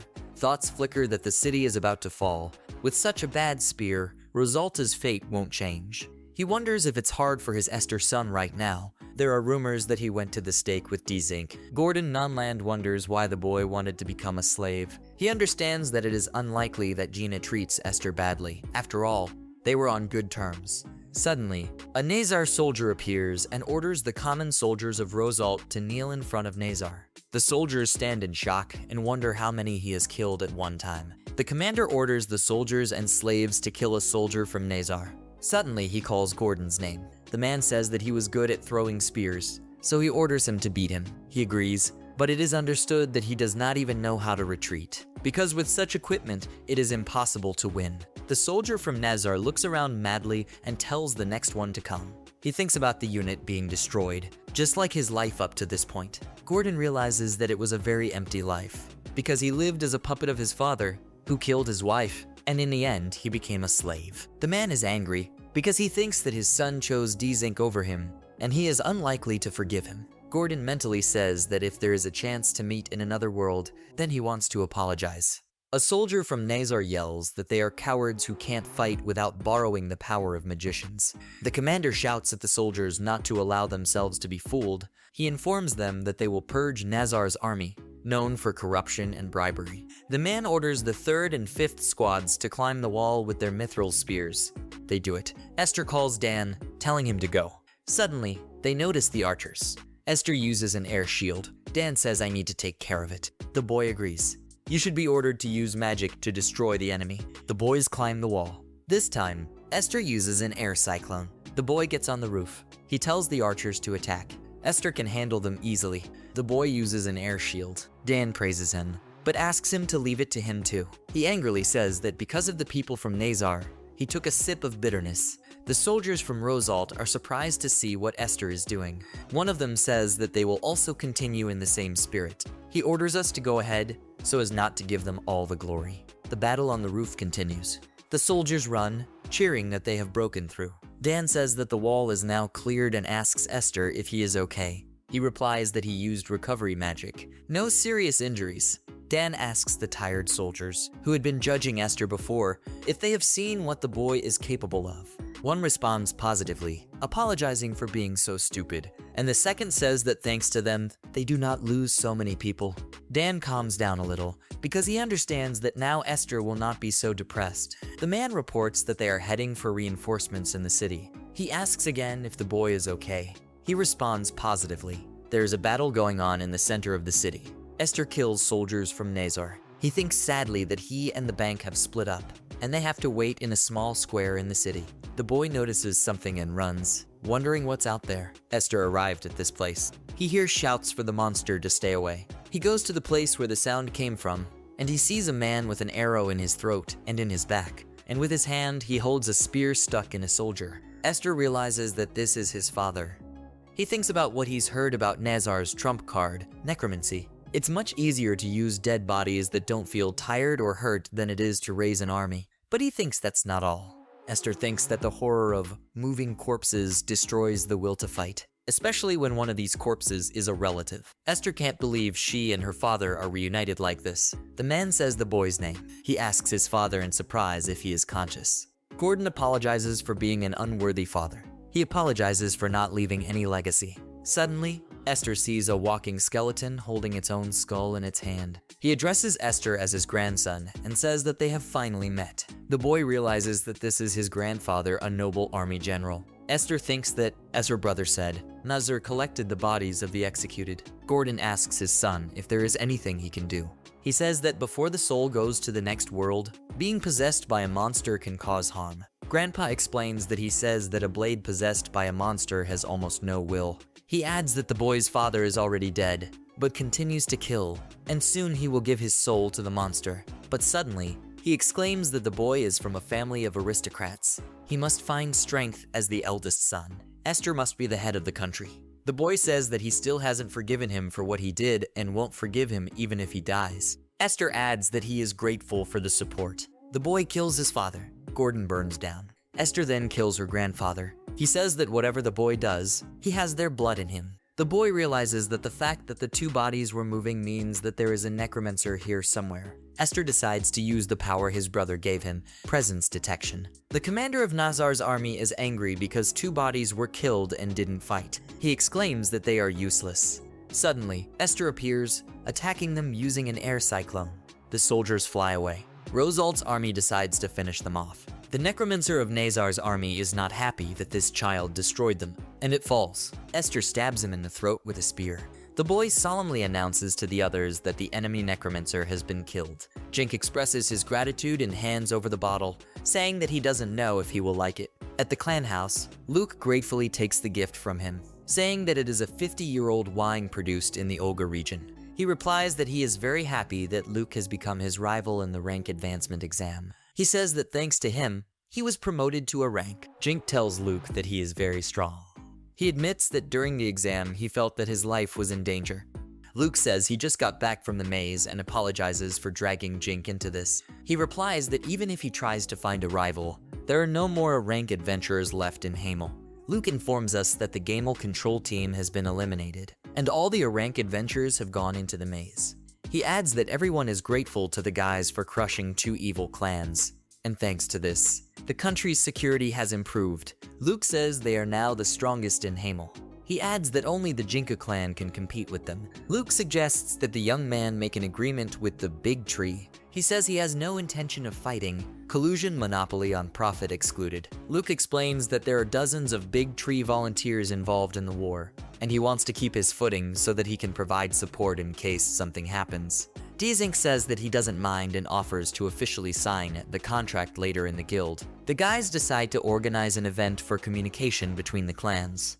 A few days later, news came that the Golo's army had captured the royal capital. The decision to execute the king and his entourage was made quickly, and through the magic tool reflection, Jink observed the situation in the Kola Palace. King Rosalta continued to shout insults at his son until he was thrown into a boiling cauldron and died. Jink didn't feel anything when he saw his real father die, so the kingdom of Rosalta was destroyed. Jink thinks that he feels like a weight has been lifted from his shoulders. He realizes that now all he cares about is his comrades on the battlefield. Jink hopes they're alright. Duke Fonker approaches Dzink and says that he was here. He says that he is very worried about Rosalt, but now Call will be able to get the sea that he dreamed of. Dzink understands that the true goal was not a retaliatory war, but the sea. Call is a large country, but it is located inside the continent, so they depend on importing goods such as salt from Yamato to meet their needs. But if they take control of the seaward kingdom of Rosalt, they will be able to trade with distant countries and wage naval wars, which will further increase their power. After the war, the first Princess Nejda will become the new ruler of Rosalt, and she also participates in this war as an army commander. Dzink only asked for a small piece of land where the Rosalt Labyrinth is located. Duke Fonker says he can be more greedy. However, the young man answers in the negative. You're either asking me what one will do now. He says that he will look for new talents. Nina, who saw the fairy, says that she is very nice. She asks Jinka who it is. The fairy introduces herself. Her name is Marina. She says she is looking forward to working with them. The enchanter says that he is going to invite this girl to join their group. She has a talent for magic, especially summoning magic. Yang and Jink bought a dozen slaves to serve as servants and maids, guarding the mansion, because the opening of the clan increased the number of personnel needed. The enchanter leaves the maids training to Elsa. He also offers her to get the official citizenship of a commoner. She announces and thanks Dzink, but notes that she will continue to serve him. Marina asks if they are sure that E doesn't need to be put in a cage. Jink replies that she can move around freely. Nina asks in surprise about the cage. The young man explains that the fairy used to be in the possession of one family. Her master kept her in a bird cage, and if anything happened, he immediately used violence against the slaves. And most likely, when he was in a bad mood, he did not feed Marina. Dzink explains that this is an aristocrat who was deposed. He was connected with the purgatory. Nina asks the fairy where her mom and dad are. She replies that they died when she was little. The girl asks Marina if she can read and write. The fairy answers in the negative. Nina grabs her in her arms and, with tears in her eyes, says that now she will be there to feed her delicious cookies and teach her everything. Jink says let Marina spend the day with Nina and relax, and then they will start teaching her magic, and Jan will take care of the boys. Jink asks to buy drinks and some food for the big tree event. Suddenly, the young man freezes. He gets a premonition of something.